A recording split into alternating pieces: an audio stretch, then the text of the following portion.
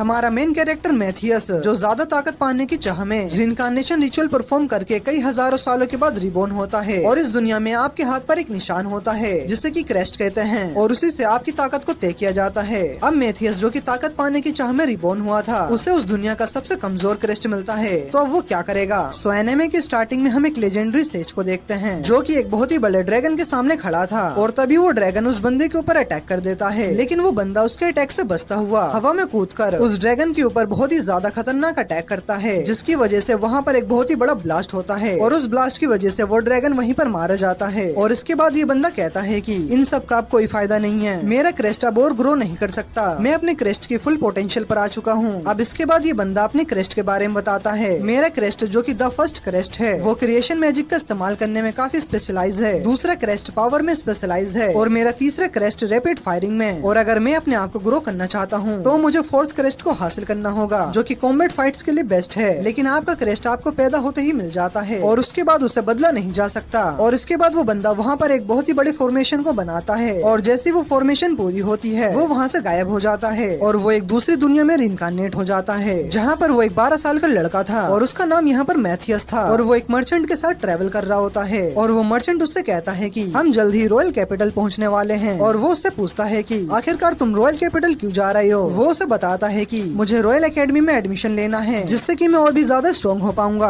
और मर्चेंट उससे कहता है कि तुम्हें ज्यादा जल्दी नहीं करनी चाहिए, तुम्हें पहले इसके बारे में अच्छे से सोचना चाहिए और वैसे भी तुम्हारे क्रेस्ट को देखकर लगता है कि तुम बहुत ही ज्यादा वीक हो। लेकिन तभी मैथियस कुछ फील करता है और वो मर्चेंट को बताता है कि यहाँ पास में एक बहुत ही बड़ा मॉन्स्टर हमारी तरफ आ रहा है, पर मर्चेंट उसकी बातों को सुनकर हंसने लगता है और उसे लगता है कि ये लड़का मजाक कर रहा है। लेकिन तभी उनके सामने एक टाइगर बीस्ट आ जाता है जिसे देखकर मर्चेंट डर जाता है, पर मैथियस उस मॉन्स्टर को एक ही अटैक में खत्म कर देता है और ये देखकर मर्चेंट भी हैरान हो जाता है। और उसके बाद वो दोनों रॉयल कैपिटल पहुंच जाते हैं जहां मैथियस रॉयल कैपिटल के अंदर घूम रहा था और तभी वो एक शॉप के अंदर जाता है। वहाँ एक लड़की शॉप ओनर से सोर्ड बनाने के लिए कह रही होती है और बताती है कि मेरी दोस्त का एंट्रेंस एग्जाम है इसलिए जल्दी से मुझे एक सोर्ड चाहिए, पर वो शॉप ओनर मना कर रहा होता है और उस लड़की को कोई नॉर्मल सोर्ड नहीं चाहिए थी बल्कि उसे एक ऐसी सोर्ड चाहिए थी जिसके ऊपर स्पेल लगे हों और ऐसे सोर्ड को बनाने में बहुत ही ज्यादा टाइम लगता है। लेकिन उस लड़की को सोर्ड अभी चाहिए थी क्योंकि एंट्रेंस एग्जाम आज ही है। तभी मैथियस आगे आता है और उससे बोलता है कि मैं तुम्हारी मदद कर सकता हूँ, लेकिन जैसे ही शॉप ओनर उसके हाथ पर बने हुए निशान को देखता है वो उससे कहता है कि ये तुमसे नहीं हो पाएगा क्योंकि तुम बहुत ही ज्यादा कमजोर मैजिशियन हो। और इस लड़की का नाम एल्मा था। एल्मा के पास कोई भी रास्ता नहीं था इसलिए वो मैथियस की हेल्प लेने के लिए मान जाती है और वो शॉप ओनर से सोर्ड बनाने के लिए कहती है और उससे कहती है कि मुझे इस लड़की पर ट्रस्ट है। और इसके बाद मैथियस और वो लड़की बैठकर बातें करने लगते हैं। वो लड़की मैथियस को अपना नाम एल्मा बताती है और मैथियस उसको अपना नाम बताता है। एल्मा कहती है कि सोर्ड बनाने के बाद हम दोनों घर चलेंगे और तभी वहाँ पर एल्मा की दोस्त आ जाती है। उसको देखकर मैथियस शर्माने लगता है क्योंकि वो दिखने में बहुत ही ज्यादा ब्यूटीफुल होती है। मैथियस उसको अपना इंट्रोडक्शन देता है जिसके बाद वो लड़की कुछ भी नहीं बोल रही होती है और मैथियस को लगने लगता है कि शायद से मेरा इंट्रोडक्शन ठीक नहीं था। फिर वो लड़की भी घबराकर अपना इंट्रोडक्शन देती है और वो मैथियस को अपना नाम लोरी बताती है और कहती है कि मैं कोई भी रिलेशनशिप में नहीं हूँ। ये सुनने के बाद मैथियस सोचने लगता है कि शायद से यहाँ के लोग अपने रिलेशनशिप के बारे में भी बताते हैं। और इसके बाद शॉप ओनर सोर्ड को बनाकर ले आता है और फिर मैथियस एक मैजिक स्टोन का यूज करके उस सोर्ड के ऊपर मैजिक एनहेंसमेंट अप्लाई कर देता है। शॉप ओनर कहता है कि तुमने इसे इतनी जल्दी कर दिया। इसके बाद लूरी उस सोर्ड को टेस्ट करने के लिए उठाती है, पर जैसे ही वो सोर्ड टेबल को टच करती है तो वो टेबल बीच में से काफी आसानी से कट जाती है और ये देखकर वो सभी शॉक हो जाते हैं। शॉप ओनर मैथियस से पूछता है कि आखिर तुमने ऐसा कैसे किया, वो भी इतने कम टाइम में। मैथियस कहता है कि मैंने बहुत ही नॉर्मल मैजिक का यूज किया है। और ये सुनने के बाद एल्मा कहती है कि तुम इसको नॉर्मल कह रहे हो। शॉप ओनर मैथियस से कहता है कि क्या तुम बड़े होकर मैजिक एनहेंसर बनना चाहते हो, पर मैथियस मना कर देता है। और इसके बाद सभी लोग एंट्रेंस एग्जाम के लिए रॉयल एकेडमी में आ जाते हैं जहाँ पर फिर से उसे लूरी और एल्मा मिलती है। लूरी कहती है कि हम सभी साथ में मिलकर इस एंट्रेंस एग्जाम को पास करेंगे और इसके बाद कंपटीशन स्टार्ट हो जाता है जहाँ पर पहला मैच लूरी का था। लूरी अपनी सोर्ड की मदद से उस बंदे के ऊपर अटैक कर देती है और एक फाइनल अटैक से उसके सोर्ड को ही काट देती है, पर इसके बारे में उस बंदे को पता भी नहीं चलता। और जब वो देखता है कि उसकी सोर्ड कट चुकी है तभी लूरी वहाँ पर आकर अपनी सोर्ड को उसकी गर्दन पर रख देती है और इस तरह से लूरी पास हो जाती है। और इसके बाद अगली फाइट मैथियस की होती है। मैथियस की फाइट गिल से थी जो कि नाइट्स का कैप्टन है और वो मैथियस से कहता है कि मैंने सुना है कि तुमने लूरी की सोर्ड को एनहेंस किया है, चलो देखते हैं कि तुम्हारे डैड ने तुम्हें क्या सिखाया है। ये सुनने के बाद मैथियस पूछता है कि क्या आप मेरे डैड को जानते हो। वो मैथियस से कहता है कि मैं तुम्हें इसके बारे में बाद में बताऊंगा, पहले तुम्हें मुझे हराना होगा। और इसके बाद मैथियस अपनी सोर्ड को निकालकर कैप्टन की तरफ बढ़ने लगता है और वो कैप्टन मैथियस को एक बच्चा समझ रहा होता है। और जब कैप्टन मैथियस के ऊपर अटैक करता है तो मैथियस उसके अटैक को काफी इजीली इजीली ब्लॉक कर देता है और ये देखकर कैप्टन थोड़े बहुत शॉक हो जाते हैं। और इसके बाद मैथियस अपनी स्वॉर्ड के ऊपर मैजिक एनहेंसमेंट का यूज करता है और वो काफी आसानी से कैप्टन को हरा देता है। ये देखकर सभी लोग हैरान हो जाते हैं। लूरी और एल्मा मैथियस के जीतने पर काफी खुश होती हैं और अब अगला टेस्ट मैजिक का होने वाला था। उन सभी के सामने टारगेट को लगा दिया जाता है और उन्हें अपने मैजिक स्पेल का यूज करके टारगेट को हिट करना था। पहला नंबर लूरी का था। हम लूरी के हाथ पे बने हुए मार्क को देखते हैं। लूरी के पास क्रेस्ट ऑफ ग्लोरी था और इस क्रेस्ट को इस वर्ल्ड में काफी ज्यादा पावरफुल माना जाता है। हालांकि उसे अपनी पावर्स को अभी अच्छी तरह से यूज करना नहीं आता था। लूरी अपने फायर मैजिक का यूज करके टारगेट को शूट करने लगती है। यहाँ मैथियस सोच रहा था कि यहाँ सभी लोग नॉर्मल स्पेल का यूज कर रहे हैं तो मुझे किस स्पेल का यूज करना चाहिए। मैथियस जानता था कि उसके हाथ पर जो मार्क है वो क्रेस्ट ऑफ फेलियर का है और मेरा क्रेस्ट ज्यादा पावरफुल नहीं है और ना ही मैं ज्यादा मैजिक पावर को जनरेट कर सकता हूँ। अब इसके बाद मैथियस अपने क्रेस्ट को देखकर एग्जामिनर से पूछता है कि क्या टारगेट को हिट करने के लिए फायर एरो स्पेल का इस्तेमाल करना जरूरी है। एग्जामिनर बोलता है कि ऐसा जरूरी नहीं है और तुम्हारे पास तो क्रेस्ट ऑफ फेलियर है। अगर तुम दूसरे सब्जेक्ट में भी अच्छा स्कोर करते हो तो तुम वैसे भी पास हो जाओगे। एग्जामिनर को लग रहा होता है कि मैथियस इस टेस्ट को पास नहीं कर पाएगा, लेकिन तभी मैथियस स्माइल करता है और एग्जामिनर को थोड़ा दूर हटने के लिए कहता है। इसके बाद वो एक बड़े से स्पेल को कास्ट करता है। ये देखकर सभी स्टूडेंट्स काफी ज्यादा शॉक हो जाते हैं। मैथियस कहता है कि मैं अपने फोर्थ क्रेस्ट की मदद से उन सभी स्पेल का इस्तेमाल कर सकता हूँ जिसमें वर्ड्स यूज नहीं होते हैं। इसके बाद जब वो अपने स्पेल से टारगेट के ऊपर अटैक करता है तो वहाँ पर एक बहुत ही बड़ा ब्लास्ट होता है जिसकी वजह से पूरा का पूरा ग्राउंड डिस्ट्रॉय हो जाता है। मैथियस ये देखकर कहता है कि शायद से मैंने कुछ ज्यादा ही पावर का यूज कर लिया। इसके बाद मैथियस अपनी यूनिफॉर्म को पहनकर बाहर आ जाता है जहाँ पर उसे लूरी और एल्मा मिलती है। वो लूरी को इस ड्रेस में देखकर ब्लश करने लगता है और इसके बाद सभी स्टूडेंट्स एंट्रेंस सेरेमनी के लिए आ जाते हैं जहाँ पर हेडमास्टर एडवर्ड उन सभी का वेलकम करते हैं और सभी स्टूडेंट्स को पास होने पर कांग्रेट्स कहते हैं। बच्चों तुम्हें मेहनत करके और भी ज्यादा स्ट्रॉन्ग बनना है। हेडमास्टर एडवर्ड अपनी स्पीच में ज्यादा टाइम नहीं लगाते और वो वहाँ से जाते हुए मैथियस से कहते हैं कि मैथियस तुम मेरे ऑफिस में आकर मिलो। और इसके बाद मैथियस हेडमास्टर के गेट के पास आ जाता है और वो सोच रहा होता है कि आखिर हेडमास्टर ने मुझे क्यों बुलाया होगा। शायद उन्हें पता चल गया होगा कि मैंने अपने मैजिक से ग्राउंड को डिस्ट्रॉय कर दिया था, लेकिन मैंने तो अब उसे ठीक कर दिया है। कहीं हेडमास्टर मुझे एकेडमी से तो नहीं निकाल देंगे। और तभी हेडमास्टर उसके पीछे आ जाते हैं और वो मैथियस को अंदर चलने के लिए कहते हैं। जब मैथियस अंदर जाता है तो वो देखता है कि हेडमास्टर के साथ वहाँ पर कई सारे टीचर्स भी थे। हेडमास्टर मैथियस की तारीफ करते हैं। तुम सच में एक जीनियस हो। तुमने वर्डलेस मैजिक का यूज करके एक ही अटैक में पूरे ग्राउंड को डिस्ट्रॉय कर दिया। तुम वर्डलेस मैजिक का यूज कर सकते हो। तुमने यहाँ पर देखा ही होगा कि यहाँ पर सभी स्टूडेंट्स मैजिक को यूज करने से पहले स्पेल को कास्ट करते हैं क्योंकि वर्डलेस मैजिक अब इस दुनिया से गायब हो चुका है और कोई भी इस मैजिक के बारे में कुछ भी नहीं जानता। और तुमने नाइट कैप्टन को भी काफी इजीली हरा दिया था। तुम आगे चलकर और भी ज्यादा स्ट्रॉन्ग बन सकते हो। मैथियस सोचता है कि शायद ऐसा ही होगा। तभी वो सभी स्टूडेंट्स वर्डलेस मैजिक को देखकर शॉक हो गए थे। हेडमास्टर मैथियस से कहते हैं कि मैं चाहता हूँ कि तुम सभी स्टूडेंट्स को वर्डलेस मैजिक सिखाओ ताकि आने वाले कंपटीशन में हम फर्स्ट रॉयल एकेडमी को हरा सकें। टीचर्स कहते हैं कि फर्स्ट रॉयल एकेडमी हमसे बहुत ही ज्यादा स्ट्रॉन्ग है, इसलिए हमें उनके ऑर्डर्स को फॉलो करना पड़ता है। और मैथियस हेडमास्टर की बात को समझ जाता है और वो सभी स्टूडेंट्स को वर्डलेस मैजिक सिखाने के लिए मान जाता है। और इसके बाद सभी स्टूडेंट्स की पहली मैजिक क्लास होती है। टीचर्स कहते हैं कि बच्चों आज तुम सभी को वर्डलेस मैजिक का यूज करना सिखाया जाएगा। तुम सभी को ये मैजिक न्यू इंस्ट्रक्टर मैथियस सिखाएंगे। ये सुनकर लूरी और एल्मा के साथ सभी बच्चे हैरान हो जाते हैं क्योंकि मैथियस भी उन्हीं की एज का है। इसके बाद मैथियस सभी को अपने वर्डलेस मैजिक का यूज करके दिखाता है। वो एक ही बार में कई सारे टारगेट्स को डिस्ट्रॉय कर देता है जिसे देखकर सभी स्टूडेंट्स हैरान हो जाते हैं और सोच रहे होते हैं कि मैथियस कहीं डीमन तो नहीं है क्योंकि डीमन ही वर्डलेस मैजिक का यूज कर सकते हैं। इसके बाद टीचर्स भी अपनी स्वॉर्ड का यूज करके वर्डलेस मैजिक का यूज करते हैं पर टीचर्स टारगेट को हिट नहीं कर पाते। वो कहते हैं कि हमने अभी तक वर्डलेस मैजिक को मास्टर नहीं किया है पर मैथियस हमें सब कुछ सिखा देगा और मैं चाहता हूँ कि सभी स्टूडेंट्स इस मैजिक को काफी अच्छे से सीखें। और इसके बाद सभी स्टूडेंट्स वर्डलेस मैजिक की प्रैक्टिस कर रहे होते हैं और उन सभी को देखकर लूरी कहती है कि सभी ट्रेनिंग में बहुत ही ज्यादा फोकस्ड हैं पर मेरे पास ज्यादा एनर्जी नहीं बची है, इसीलिए वो स्पेल को कास्ट नहीं कर पा रही थी। वहीं मैथियस सोच रहा होता है कि आखिर इस दुनिया ने वर्डलेस मैजिक को क्यों छोड़ दिया। और तभी मैथियस उसके पास आता है और उसको भी पता चल चुका था कि लूरी की एनर्जी खत्म हो चुकी है, इसीलिए वो अपनी थोड़ी सी एनर्जी लूरी के अंदर ट्रांसफर करने लगता है। और इसके बाद लूरी भी वर्डलेस मैजिक का यूज कर पा रही थी।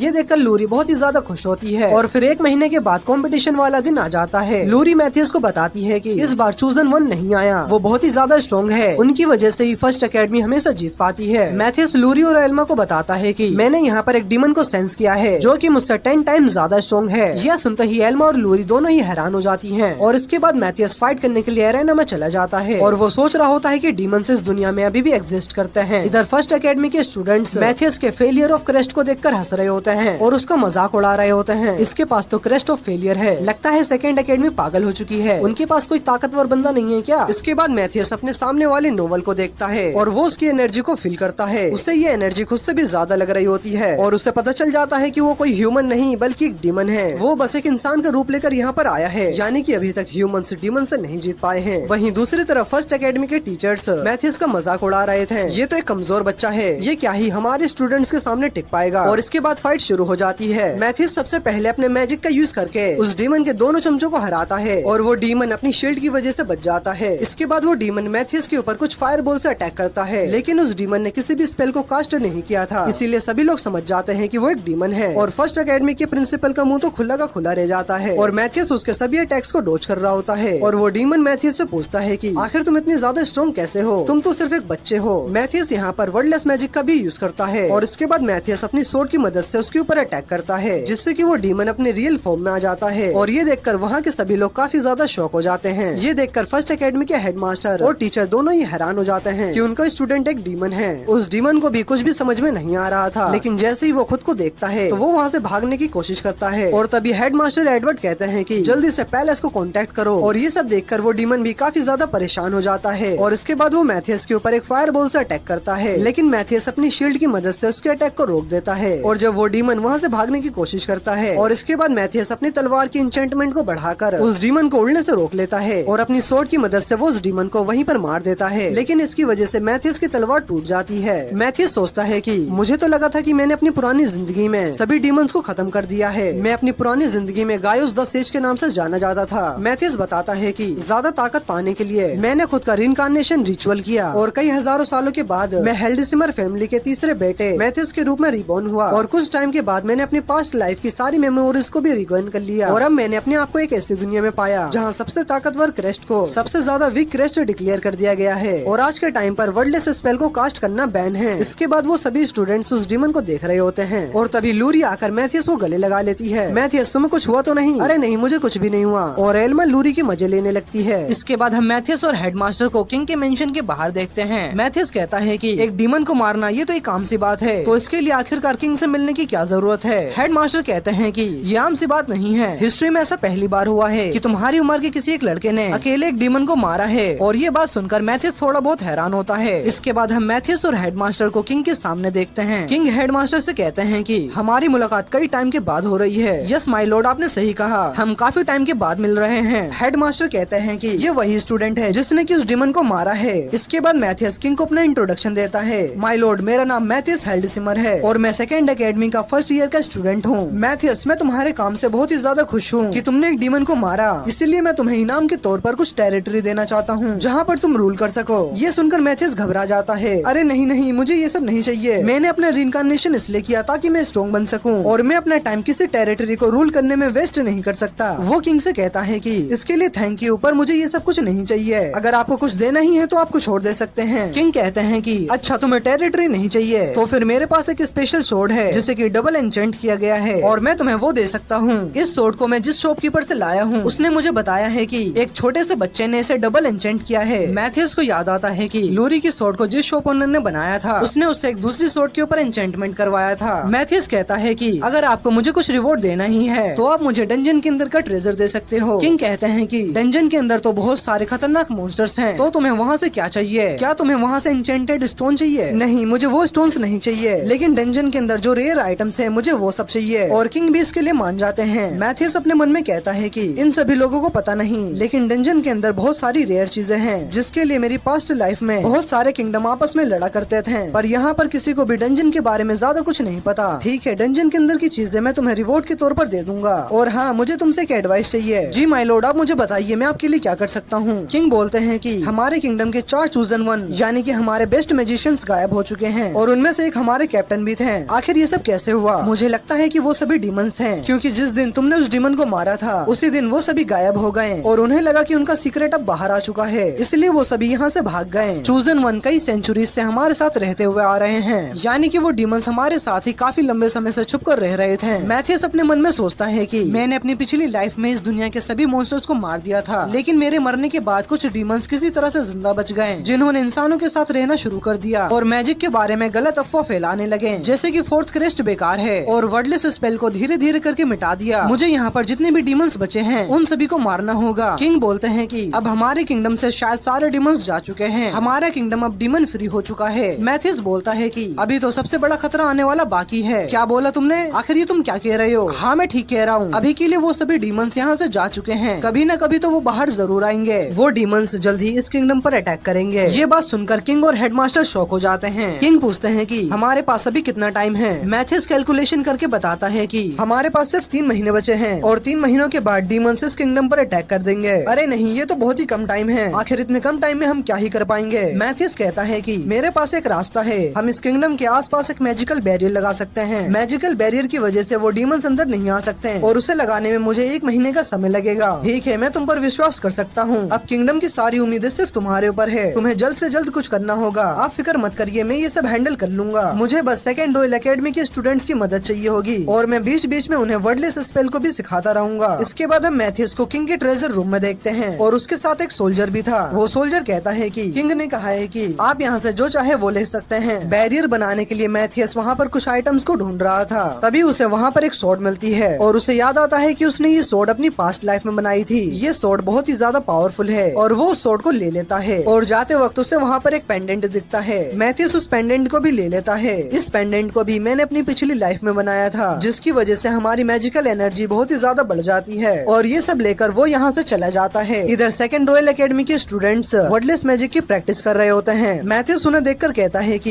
ये लोग काफी अच्छे से प्रैक्टिस कर रहे हैं। अगर ये लोग ऐसा ही करते रहे तो ये लोग काफी जल्द ही वर्डलेस मैजिक को सीख जाएंगे। तभी वहाँ पर मैथ्यूस के पास लूरी और एल्मा आती है। लूरी मैथ्यूस से पूछती है कि हेडमास्टर ने हमें बताया कि तुम किंगडम के आसपास एक मैजिकल बैरियर लगाने वाले हो। हाँ तुमने सही कहा और मैं अभी डंजन के अंदर जा रहा हूँ। मुझे वहाँ से कुछ मटेरियल्स को कलेक्ट करना है। डंजन का नाम सुनकर लूरी और एल्मा हैरान हो जाती हैं। तुमने क्या कहा? डंजन? वो तो बहुत ही ज्यादा खतरनाक जगह होती हैं। तभी मैथ्यूस को कुछ याद आता है। वो हमेशा से एक पार्टी बनाकर डंजन में जाना चाहता था। वो लूरी और एल्मा से पूछता है कि क्या तुम दोनों मेरी पार्टी को ज्वाइन करोगी? ये सुनकर वो दोनों एक दूसरे को देखने लगती हैं। अगर हम तुम्हारी पार्टी को ज्वाइन करते हैं तो हमें तुम्हारे साथ डंजन में जाना होगा। हाँ तुमने सही कहा। लूरी कहती है कि लेकिन हम दोनों ज्यादा स्ट्रॉन्ग नहीं हैं और एल्मा को तो स्वॉर्ड चलाने भी नहीं आती। हाँ लूरी ठीक कह रही है, मैं स्वॉर्ड को अच्छे से चला नहीं पाती, लेकिन मैं बो और एरो अच्छे से चला लेती हूँ। और मुझे बताया गया है कि कॉम्बैट फाइट्स के लिए बो और एरो काफी ज्यादा बेकार होते हैं। नहीं, बो और एरो कॉम्बैट फाइट्स के लिए काफी ज्यादा अच्छे होते हैं। और इसके बाद मैथ्यूस एल्मा को यहाँ पर एक एरो चलाकर दिखाता है और वो उस एरो के साथ अपने मैजिक को भी फ्यूज कर देता है। और जब वो एरो टारगेट को हिट करता है तो वो काफी इजीली डिस्ट्रॉय हो जाता है। मैंने इस एरो के ऊपर बस एक सिंपल सी मैजिक को इंचेंट किया है। मैथ्यूस, मुझे नहीं लगता कि मैं ये तुम्हारी तरह कर पाऊंगी। अरे नहीं, ये तुम आराम से कर सकती हो और वैसे भी तुम्हारे पास क्रेस्ट ऑफ स्टैंडर्ड है जो कि इस काम के लिए बेस्ट है। और वो उसकी पार्टी को ज्वाइन करने के लिए रेडी हो जाती है। लेकिन तभी लूरी बीच में आकर मैथ्यूस से पूछती है कि तुमने अभी अभी ये क्या करा? मैंने उस एरो के साथ अपनी मैजिकल पावर को फ्यूज कर दिया था। लूरी पूछती है कि क्या तुम मुझे ये सिखा सकते हो? अगर तुम्हें एन्चेंटमेंट करने में इंटरेस्ट है तो हाँ, मैं तुम्हें ये बिल्कुल सिखा सकता हूँ। और वैसे भी तुम्हारे क्रेस्ट एन्चेंटिंग के लिए बेस्ट है, ना कि कॉम्बैट फाइट्स के लिए। और ये सुनकर लूरी काफी ज्यादा खुश हो जाती है और वो भी मैथ्यूस की पार्टी को ज्वाइन कर लेती है। इसके बाद ये तीनों एक डंजन के गेट के सामने आ जाते हैं और ये डंजन इनके स्कूल के नीचे ही था। अंदर जाते हुए मैथ्यूस कहता है कि इस फ्लोर पर हमें ज्यादा खतरनाक मॉन्स्टर्स नहीं मिलेंगे, तो डरने वाली कोई भी बात नहीं है। लेकिन तभी अचानक मैथ्यूस वहाँ से चला जाता है और जब वो आता है तो उसके हाथ में एक मॉन्स्टर होता है। ये देखकर वो दोनों घबरा जाती हैं। अरे मैं तुम दोनों को डराना नहीं चाहता था, हम इसका इस्तेमाल प्रैक्टिस करने के लिए करेंगे। अब इसके बाद मैथ्यूस एल्मा से कहता है कि तुम इसके ऊपर अपने एरो से निशाना लगाओ। एल्मा कहती है कि मुझे नहीं लगता कि मैं एक एरो से इसके शेल को तोड़ पाऊंगी। मैथ्यूस कहता है कि जिस तरीके से तुम एक स्पेल को कास्ट करती हो उसी तरह अपने मैजिक को एरो में डालने की कोशिश करो। और एल्मा बिल्कुल ऐसा ही करती है और जब वो अपने एरो को छोड़ती है तो उसका निशाना उस मॉन्स्टर के ऊपर नहीं लगता, लेकिन वो अपने एरो को मैजिक के साथ फ्यूज करने में कामयाब हो गई थी। अब इसके बाद मैथ्यूस एल्मा को फिर से ट्राई करने के लिए कहता है। अब एल्मा फिर से एक और एरो लेती है और उस मॉन्स्टर के ऊपर निशाना लगाती है। एल्मा, अपने और उस एरो के बीच में कनेक्शन को फील करो। और ऐसा करने के बाद एल्मा उस एरो को छोड़ देती है, लेकिन तभी वो मॉन्स्टर नीचे गिर जाता है। लेकिन वो एरो अपनी डायरेक्शन को बदलकर उसी मॉन्स्टर को जाकर लगता है और ये देखकर एल्मा काफी ज्यादा शॉक हो जाती है। मैथ्यूस इसका रीजन बताता है। उस एरो को मैजिकल पावर के जरिए उसके टारगेट को सेट कर दिया गया था और अब तुम इसकी प्रैक्टिस तब तक करती रहोगी जब तक तुम एक ही शॉट में 2 मॉन्स्टर्स को ना मार दो। अब मैथ्यूस की बात को मानकर एल्मा मॉन्स्टर को ढूंढने के लिए निकल पड़ती है। और हाँ, तुम एक बात याद रखना, जब तुम एक मॉन्स्टर को मारोगी तो तुम्हें उसमें से एक स्टोन मिलेगा और उस स्टोन को लेना मत भूलना, क्योंकि ये स्टोन्स बैरियर बनाने में हमारे काफी काम आएंगे। लूरी काफी ज्यादा एक्साइटेड होकर मैथ्यूस के करीब आ जाती है क्योंकि एन्चेंटमेंट में अब उसे काफी ज्यादा इंटरेस्ट आने लगा था। मैथ्यूस कहता है कि पहले हमें अपना काम करना होगा। ये सुनकर लूरी उदास हो जाती है। मैथ्यूस समझाता है कि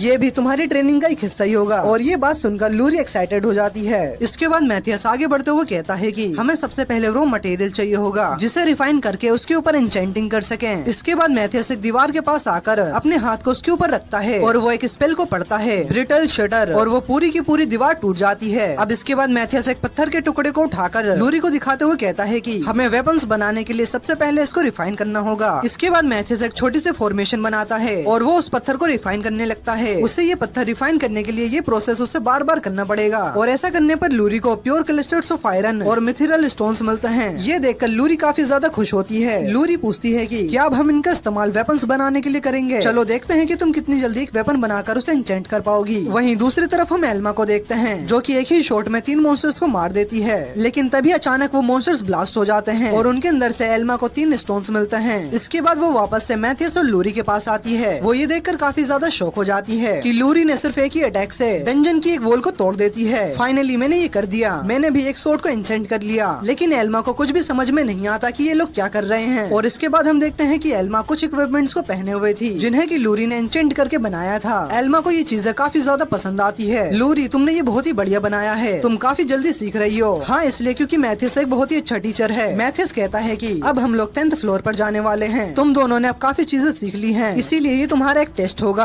अब ये लोग नेक्स्ट फ्लोर पर आ जाते हैं और ये फ्लोर पिछले फ्लोर से बिल्कुल ही अलग होता है और तभी इनके सामने बहुत सारे स्नेल टाइप मॉन्स्टर्स आ जाते हैं। लूरी पहले उनके ऊपर फायर से अटैक करती है, लेकिन इससे उन्हें कुछ भी नहीं होता। अब इसके बाद एल्मा अपने एरो से उनके ऊपर अटैक करती है और क्योंकि वो एरो मैजिकल पावर से इन्फ्यूज थे, इसी वजह से वो फट जाते हैं और ये देखकर वो दोनों काफी ज्यादा खुश होती हैं। और फिर थोड़ा आगे चलने के बाद इनके सामने एक और छोटा सा मॉन्स्टर आ जाता है और इसकी शेल बहुत ही ज्यादा स्ट्रॉन्ग होती है। एल्मा फिर से अपने एरो का यूज करके उसके ऊपर अटैक करती है, लेकिन वो मॉन्स्टर अपनी शेल की वजह से बच जाता है और तभी लूरी एक पत्थर का इस्तेमाल करके 3 एरोस को बनाती है और एल्मा एक साथ तीनों एरो से उसके ऊपर हमला करती है, जिससे कि वो मॉन्स्टर वहीं पर ब्लास्ट हो जाता है। अब इसके बाद आगे एल्मा एक फ्रॉग मॉन्स्टर को भी मारती है और ये देखकर मैथियस सोचता है कि ये दोनों कितनी जल्दी से सीख रही हैं। और यहाँ पर मेरा जो पेंडेंट है वो इन हारे हुए मॉन्स्टर्स की मैजिक पावर को इंक्रीज करके उन्हें एक्सपीरियंस पॉइंट में कन्वर्ट कर रहा है, जो कि मेरी पार्टी को मिल रहे हैं। लेकिन तभी मैथियस को सामने से कुछ आवाज आती है और हम देखते हैं कि वहाँ पर एक वुल्फ मॉन्स्टर होता है। ये तो एक काफी खतरनाक मॉन्स्टर है और ये है इनका असली टेस्ट। मैथियस उनसे कहता है कि किलर डॉग्स उन सभी मॉन्स्टर से काफी ज्यादा पावरफुल हैं जिनसे तुमने अब तक फाइट की है। और तभी अचानक वो किलर डॉग उनके ऊपर अटैक कर देता है। एल्मा उस मॉन्स्टर के ऊपर अपने एरो से अटैक करती है, लेकिन वो उसके अटैक को काफी इजीली डॉज कर लेता है और एल्मा को प्रोटेक्ट करने के लिए लूरी वहाँ पर एक फायर की दीवार बना देती है। और तभी एल्मा किलर डॉग के ऊपर अपने एरो से अटैक करती है, लेकिन वो एरो मिस हो जाता है। लेकिन फिर भी वो एरो घूमकर वापस आता है और वो सीधा जाकर किलर डॉग के पैर पर लगता है और फिर इसके बाद एक फाइनल अटैक से एल्मा उस किलर डॉग को मार देती है। लूरी और एल्मा काफी ज्यादा खुश होती हैं कि उन्होंने एक पहली बार इतने बड़े मॉन्स्टर को मारा है। मैथियस कहता है कि तुम दोनों ने तो कमाल ही कर दिया। और अब इसके बाद मैथियस वहाँ पर एक कैंप लगाने का डिसाइड करता है जहाँ पर वो लोग एक बैरियर बनाकर थोड़ी देर आराम कर सकें। इसके बाद मैथियस एक मैजिक स्टोन का यूज करके वहाँ पर एक बैरियर बना देता है और ये बैरियर थोड़ा सा घर टाइप का लग रहा था। वो उन दोनों को बैरियर के अंदर ही रहने के लिए कहता है और उन्हें बताता है कि मैं 25वें फ्लोर पर जाने वाला हूँ। ये सुनकर एल्मा हैरान हो जाती है और बताती है कि इस डंजन में सबसे स्ट्रॉन्ग पार्टी भी 23 फ्लोर तक ही जा पाती है, इसलिए तुम्हारा वहाँ पर जाना सेफ नहीं होगा। मैथियस कहता है कि मुझे कुछ भी नहीं होने वाला और इतना कहकर वो वहाँ से चला जाता है। इसके बाद मैथियस नीचे वाले फ्लोर्स पर आ जाता है। यहाँ पर वो कुछ मॉन्स्टर्स को मारकर आगे बढ़ने लगता है और इसके बाद वो और भी नीचे वाले फ्लोर पर चला जाता है और उसे वहाँ पर एक पत्थर मिलता है जो कि एक एडिमेंटियम था और तभी अचानक उसे कुछ एनर्जी फील होती है। वहाँ नीचे एक पावरफुल मॉन्स्टर है, शायद से वो फ्लोर बॉस होगा। इस वक्त मेरी मैजिकल पावर मेरी पास्ट लाइफ से आधी है, तो आखिरकार मुझे क्या करना चाहिए? ये भी कोई पूछने वाली बात है, मैं लड़ूंगा। और ये कहकर वो सीधा उस गड्ढे के अंदर कूद जाता है। वो नीचे पहुँचते ही 2 मॉन्स्टर्स को खत्म कर देता है, लेकिन तभी उसके सामने बहुत सारे मॉन्स्टर्स आ जाते हैं, लेकिन वो अपने एक ही अटैक का यूज करके उन सभी मॉन्स्टर्स को वहीं पर खत्म कर देता है और उस ब्लास्ट की वजह से वहाँ पर एक रास्ता ओपन हो जाता है। इसके बाद मैथियस अपने कंपेल डिटेक्ट का यूज करके उस फ्लोर बॉस का पता लगा लेता है और अगले ही टाइम वहाँ पर एक ब्लास्ट होता है। मैथियस उछलकर उस ब्लास्ट से बच जाता है और यहाँ पर एक बहुत ही बड़ा सरपेंट आ जाता है और ये आर्क सरपेंट इस फ्लोर का बॉस है। वो सरपेंट मैथियस के ऊपर अटैक करता है। मैथियस इसके अटैक को काफी इजीली डॉज कर लेता है। अगर ऐसा अटैक मेरे ऊपर एक बार भी लैंड हुआ तो मैं पक्का वहीं पर मारा जाऊंगा। और इसके अलावा इसका पॉइजन भी बहुत ही ज्यादा खतरनाक है, यहाँ तक कि इसने जमीन को भी गला दिया और वहाँ पर एक बड़ा सा गड्ढा हो जाता है और इसीलिए मुझे इसे जल्दी से खत्म करना होगा। और 4th क्रेस्ट मिलने के बाद ये मेरा पहला स्ट्रॉन्ग ओपोनेंट होगा और वो खुद को बूस्ट करके उस सरपेंट से लड़ने के लिए रेडी हो जाता है। और जब वो सरपेंट उसके ऊपर अटैक करता है तो वो भी अपनी स्वॉर्ड से उसके ऊपर एक स्लैश अटैक करता है, जिसकी वजह से उस सरपेंट का एक स्किल कट जाता है। इसके बाद वो सरपेंट मैथियस की तरफ आकर उसे ही निगल लेता है और मैथियस सीधा उस सरपेंट के पेट में पहुंच जाता है। इसके बाद मैथियस एक स्पेल का यूज करता है और वो उसके पेट में एक ब्लास्ट कर देता है और इसकी वजह से मैथियस उसके पेट में से बाहर निकल आता है। लेकिन इस ब्लास्ट की वजह से उस सरपेंट को कुछ भी नहीं होता। लगता है मुझे और भी ज्यादा खतरनाक अटैक्स करने होंगे। और इसके बाद मैथियस अपने सोर्ड के ऊपर काफी सारे स्पेल्स को कास्ट कर लेता है। उस सरपेंट की स्किन को काटने की कोशिश करता है, लेकिन इससे भी उस आर्क सरपेंट को कुछ भी नहीं होता। और इसके बाद मैथियस एक मैजिक स्टोन को बाहर निकालता है और वो उस स्टोन को तोड़ देता है। इस स्टोन के टूटने की वजह से हवा में कुछ पार्टिकल्स बहने लगते हैं और इसके बाद मैथियस उन सभी पार्टिकल्स को अपनी सोर्ड में एब्जॉर्ब करने लगता है, जिसकी वजह से उसकी सोर्ड ग्लो करने लगती है। और इसके बाद मैथियस उस सरपेंट के सभी अटैक से बचता हुआ हवा में उड़कर स्पेशल मैजिक एन्चेंटमेंट का इस्तेमाल करता है और उस सरपेंट के ऊपर एक बहुत ही ज्यादा खतरनाक अटैक करता है। और इसकी वजह से वहाँ पर एक बहुत ही बड़ा ब्लास्ट होता है और ये आवाज एल्मा और लूरी भी फील कर पाती है। और इसके बाद हमें दो डीमंस को दिखाया जाता है। एक डीमन पूछता है कि एयरहर्ड, क्या तुमने भी वो मैजिकल पावर महसूस की? ये तो इम्पॉसिबल है, किसी इंसान के पास आज के टाइम पर इतनी ज्यादा मैजिकल पावर नहीं हो सकती। और इसके बाद मैथियस एल्मा और लूरी के पास वापस आ जाता है। इसका मतलब कि उसने उस आर्क सरपेंट को खत्म कर दिया है। यहाँ मैथियस उन्हें बताता है कि मैंने यहाँ के फ्लोर बॉस को खत्म कर दिया है और वो कोई ज्यादा बड़ा मॉन्स्टर नहीं था और वो अभी मेरी इन्वेंट्री में है। और इसके बाद मैथियस अपनी इन्वेंट्री में से उस आर्क सरपेंट को बाहर निकालकर एल्मा और लूरी को दिखाता है और ये देखकर वो दोनों डर के मारे चिल्लाने लगती हैं। और इसके बाद हम इन तीनों को एक शॉप में देखते हैं जहाँ पर ना जाने क्यों सभी लोग इन्हें घूर रहे थे। वहाँ पर जो लड़की होती है उन्हें बताती है कि ये सभी लोग आपको इसलिए घूर रहे हैं क्योंकि आप लोग सेकंड एकेडमी के स्टूडेंट्स हैं और सेकंड एकेडमी के स्टूडेंट्स आजकल काफी ज्यादा चर्चे में हैं। वैसे आपको क्या काम है? क्या आपको किसी चीज को यहाँ पर सेल करना है? एल्मा कहती है कि हमने डंजन के अंदर से काफी चीजें कलेक्ट करी हैं, तो हमें वही सब चीजें बेचनी है। इनकी बातों को सुनकर वो लड़की कहती है कि अगर आप लोग डंजन में से आए हो तो आपकी पार्टी जरूर काफी ज्यादा स्ट्रॉन्ग होगी और मुझे लगता है कि ये लड़का जिसके पास क्रेस्ट ऑफ फेलियर है वो जरूर छोटे मोटे काम करता होगा। लूरी घबराते हुए कहती है कि अरे नहीं नहीं। और ये लड़की मैथियस को उसके क्रेस्ट की वजह से चोमू समझ रही होती है और इसीलिए मैथियस अपने ऑरा को बढ़ाने के लिए अगले ही टाइम अपनी इन्वेंटरी को खोलकर उसमें से आर्क सरपेंट के सिर को बाहर निकाल देता है और वो लड़की ये देखकर घबरा कर चिल्ला पड़ती है।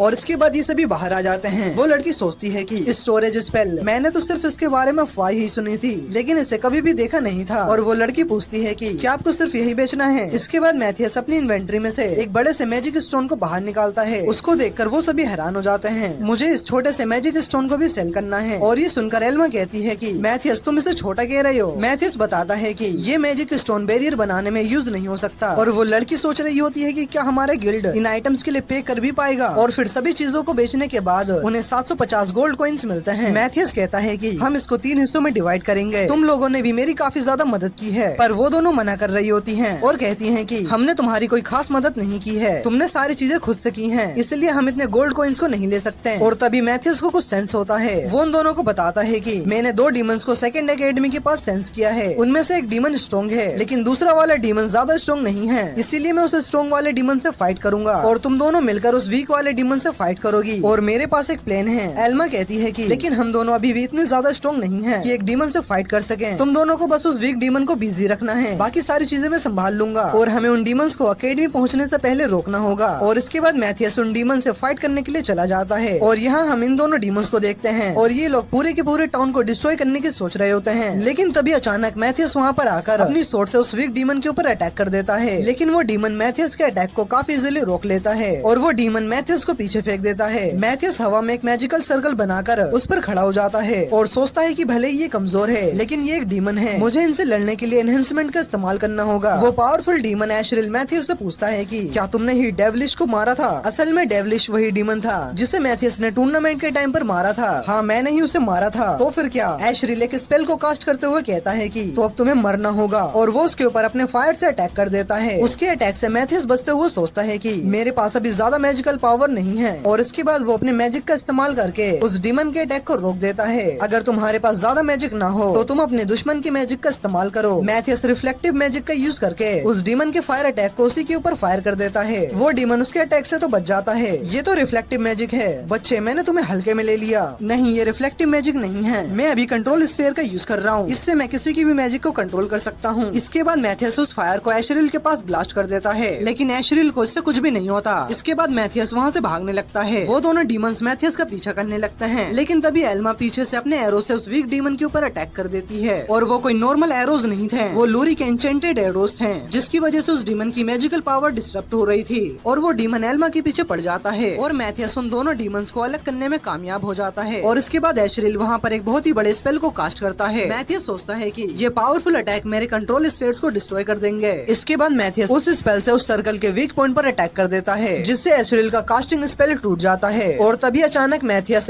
एशरिल के ऊपर अटैक कर देता है और इस अटैक की वजह से एशरिल थोड़ा बहुत इंजर्ड हो जाता है। एशरिल अपने आप को हील करके अपनी सोर्ड को वहाँ पर समन करता है और अपनी सोर्ड से मैथियस के ऊपर अटैक करने लगता है, लेकिन मैथियस काफी आसानी से उसके सभी अटैक से बच रहा होता है और ये दोनों अपनी सोर्ड से लड़ने लगते हैं। और तभी मैथियस पीछे आकर एशरिल के पीठ पर एक कट मार देता है। तुम्हारी सोर्ड से स्किल काफी ज्यादा बेकार है, मेरी पास्ट लाइफ की स्किल सब मेरे काम आ रही है। और तभी एशरिल ऊपर आसमान में चला जाता है। मैथियस अपने कंट्रोल स्फीयर्स की मदद से उसे एक इलेक्ट्रिक शॉक देता है और जब वो नीचे गिर रहा होता है तो मैथियस अपनी सोर्ड की मदद से उसके चेस्ट पर एक कट मार देता है। और जब मैथियस दोबारा से उसके ऊपर अटैक करने के लिए जाता है तभी एशरिल स्माइल करता है और तभी उन दोनों के बीच में एक बड़ा सा सर्कल अपीयर हो जाता है। यहाँ ये डीमन एल्मा और लूरी के पीछे पड़ा होता है और दूसरी तरफ मैथियस और एशरिल फिर से अपनी सोर्ड से फाइट करने लगते हैं, लेकिन इस बार एशरिल मैथियस के अटैक्स को रोक लेता है और उसे खुद से दूर कर देता है। एशरिल कहता है कि जितना मैंने सोचा था तुम मुझसे ज्यादा स्ट्रॉन्ग हो, लेकिन मैंने तुम्हारे उन कंट्रोल स्फीयर्स को डिस्ट्रॉय कर दिया है। लेकिन तभी अचानक एशरिल को फिर से शॉक लगता है जिसकी वजह से वो नीचे जमीन पर गिर जाता है। एशरिल फिर से उठने की कोशिश करता है लेकिन मैथियस वहाँ पर आकर उसे फिर से इलेक्ट्रिक शॉक दे देता है और वो जमीन पर गिर जाता है। मैथियस कहता है कि ये डीमन अभी एक्सप्लोजिव स्पेल को कास्ट करने वाला था जिसकी वजह से ये खुद को सेक्रीफाइस करके यहाँ पर कई सारे डीमंस को समन कर देता, लेकिन अब ये मर चुका है। इधर हम लूरी और एल्मा को देखते हैं जो कि उस डीमन को हराने की कोशिश कर रहे थे। तभी एल्मा अपने एक एरो का इस्तेमाल करती है और उस डीमन को वीक कर देती है और वो दोनों यहाँ से भागने लगते हैं। मैथियस दूर से इन दोनों को देख रहा होता है। ये दोनों काफी अच्छा काम कर रही हैं और सारी चीजें अभी हमारे प्लान के अकॉर्डिंग चल रही है और वो भी उसके ऊपर अटैक करने के लिए आगे बढ़ने लगता है और अचानक से ही वो उसके सामने आ जाता है। मैथियस उसे बताता है कि बेटा एशरिल तो मर चुका है, अब तेरी बारी है और मैथियस डेथ ऑफ लाइट का यूज करने लगता है, लेकिन वो डीमन वहाँ से भागने लगता है। मैथियस एल्मा को उसे शूट करने के लिए कहता है। मैथियस अपने स्पेल का यूज करके उस एरो की स्पीड को बढ़ा देता है और इससे उस डीमन का एक विंग कट जाता है और तभी मैथियस काफी तेजी से आकर उसके दूसरे विंग को भी काट देता है और इस तरह से मैथियस इन दोनों डीमंस को मार देता है। लूरी कहती है कि मुझे यकीन नहीं होता कि हमने मिलकर दो डीमंस को मार दिया और आसपास के सभी लोगों ने ही घूर रहे थे और उनके बारे में बात करने लगते हैं कि आखिर इन बच्चों ने मिलकर दो डीमंस को कैसे मार दिया। और मैथियस नहीं चाहता था कि इन लोगों को इनके बारे में पता चले, इसीलिए वो एल्मा और लूरी को पकड़ता है और उन्हें लेकर आसमान में उड़ जाता है। लूरी शर्माने लगती है और एल्मा तो मस्त सनसेट का मजा ले रही होती है। और इसके बाद हम अगले दिन पैलेस का सीन देखते हैं जहाँ पर हेड मास्टर के साथ ये तीनों भी मौजूद होते हैं। किंग सीधा पॉइंट पर आते हैं और वो मैथियस से पूछते हैं कि आखिर तुम्हें इस बार क्या चाहिए। मैथियस भी कहता है कि मुझे इस बार और भी ज्यादा डंजन के एक्सेस चाहिए और किंग भी इसके लिए मान जाते हैं। और इसके बाद किंग एल्मा और लूरी से पूछते हैं कि तुम दोनों ने भी मैथियस की फाइट में काफी ज्यादा मदद की थी, तो बताओ तुम्हें क्या चाहिए। एल्मा कहती है कि मुझे बहुत सारे पैसे चाहिए और ये सुनकर किंग हंसने लगते हैं और लूरी भी पैसे ही मांगती है, लेकिन तभी अचानक मैथियस का क्रेस्ट अपीयर हो जाता है और ये देखकर वो सीरियस हो जाता है और इसके बाद वो खड़ा होकर कहता है कि चलो जल्दी से बाहर आ जाओ, मैं जानता हूँ कि तुम हमारे ऊपर नजर रख रहे हो। और हम देखते हैं कि एक डीमन किसी दूसरी जगह से इन सभी के ऊपर नजर रख रहा होता है और तभी मैथियस अपने मैजिक का यूज करके उस डीमन को इलेक्ट्रिक शॉक दे देता है जिसकी वजह से वो दर्द के मारे चिल्लाने लगता है। हेडमास्टर किंग से कहते हैं कि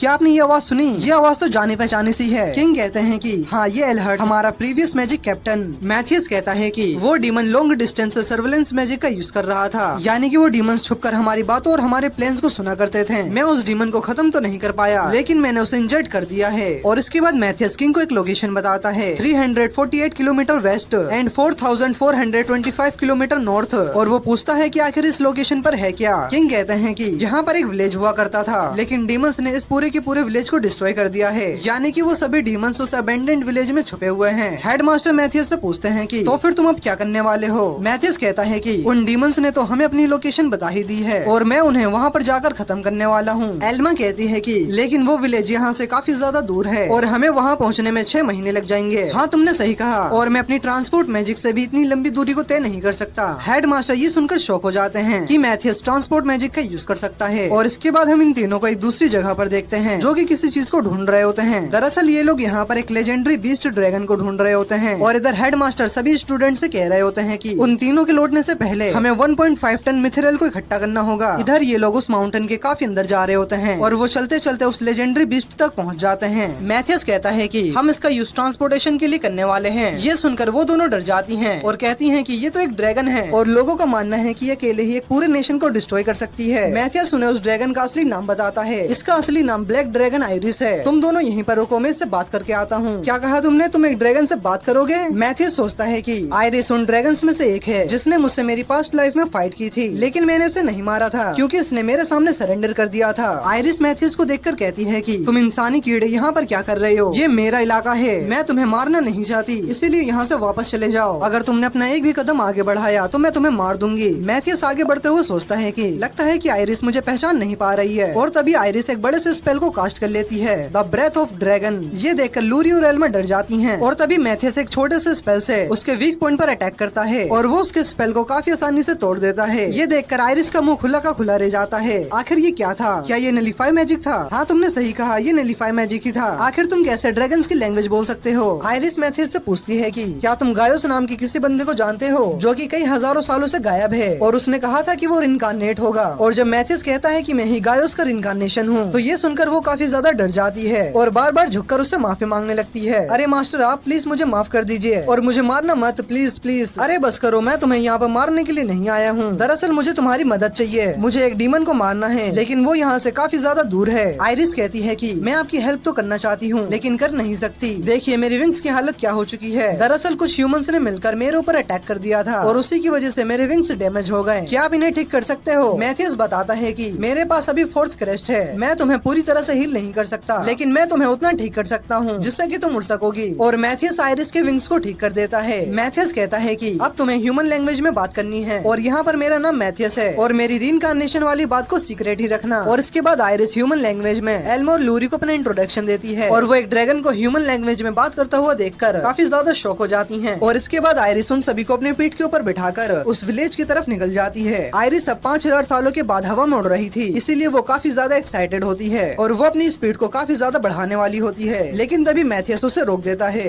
मैथियस कहता है कि लूरी और एल्मा इतने फोर्स को फेस नहीं कर पाएंगी, इसीलिए तुम अपनी स्पीड का 1% यूज करो। और ये सभी उस अबेंडेंट विलेज की तरफ निकल जाते हैं। इधर हम उस अबेंडेंट विलेज को देखते हैं जहाँ पर एक डीमन आसपास की जगहों पे निगरानी रख रहा होता है, और तभी अचानक मैथियस आकर उस डीमन को बीच में से ही काट देता है और उस डीमन को अटैक करने का भी मौका नहीं मिलता। लूरी और एल्मा ये देखकर शॉक हो जाती हैं कि मैथियस ने एक ही झटके में इस डीमन को मार दिया। क्या मैथियस सच में एक इंसान है? और आयरिस डरते हुए अपने मन में कहती है कि अच्छा हुआ मैं मास्टर मैथियस की ओपोनेंट नहीं हूँ। मैथियस यहाँ पर 2 डीमंस की मैजिकल पावर को सेंस करता है। पहला डीमन तो एलहर्ट है जो कि प्रीवियस मैजिक कैप्टन रह चुका है, लेकिन वो मेरे लिए ज्यादा बड़ी दिक्कत नहीं है। लेकिन जो यहाँ पर दूसरा डीमन है वो इन सभी डीमन से काफी ज्यादा पावरफुल है, लेकिन मैं भी अब पहले की तरह नहीं रहा, मेरी भी मैजिकल पावर अब पूरी हो चुकी है। और आयरिस काफी लंबे टाइम से ना उड़ने की वजह से वो लैंडिंग करना भूल चुकी थी, इसलिए वो सीधा जाकर उस पैलेस के अंदर टकरा जाती है। एल्मा, लूरी, क्या तुम दोनों ठीक हो? और इन दोनों की हालत खराब हो चुकी थी। आयरिस उस कैसल के बाहर ही रुक जाती है और ये तीनों अंदर चले जाते हैं। मैथियस टेलीपैथी मैजिक का यूज करके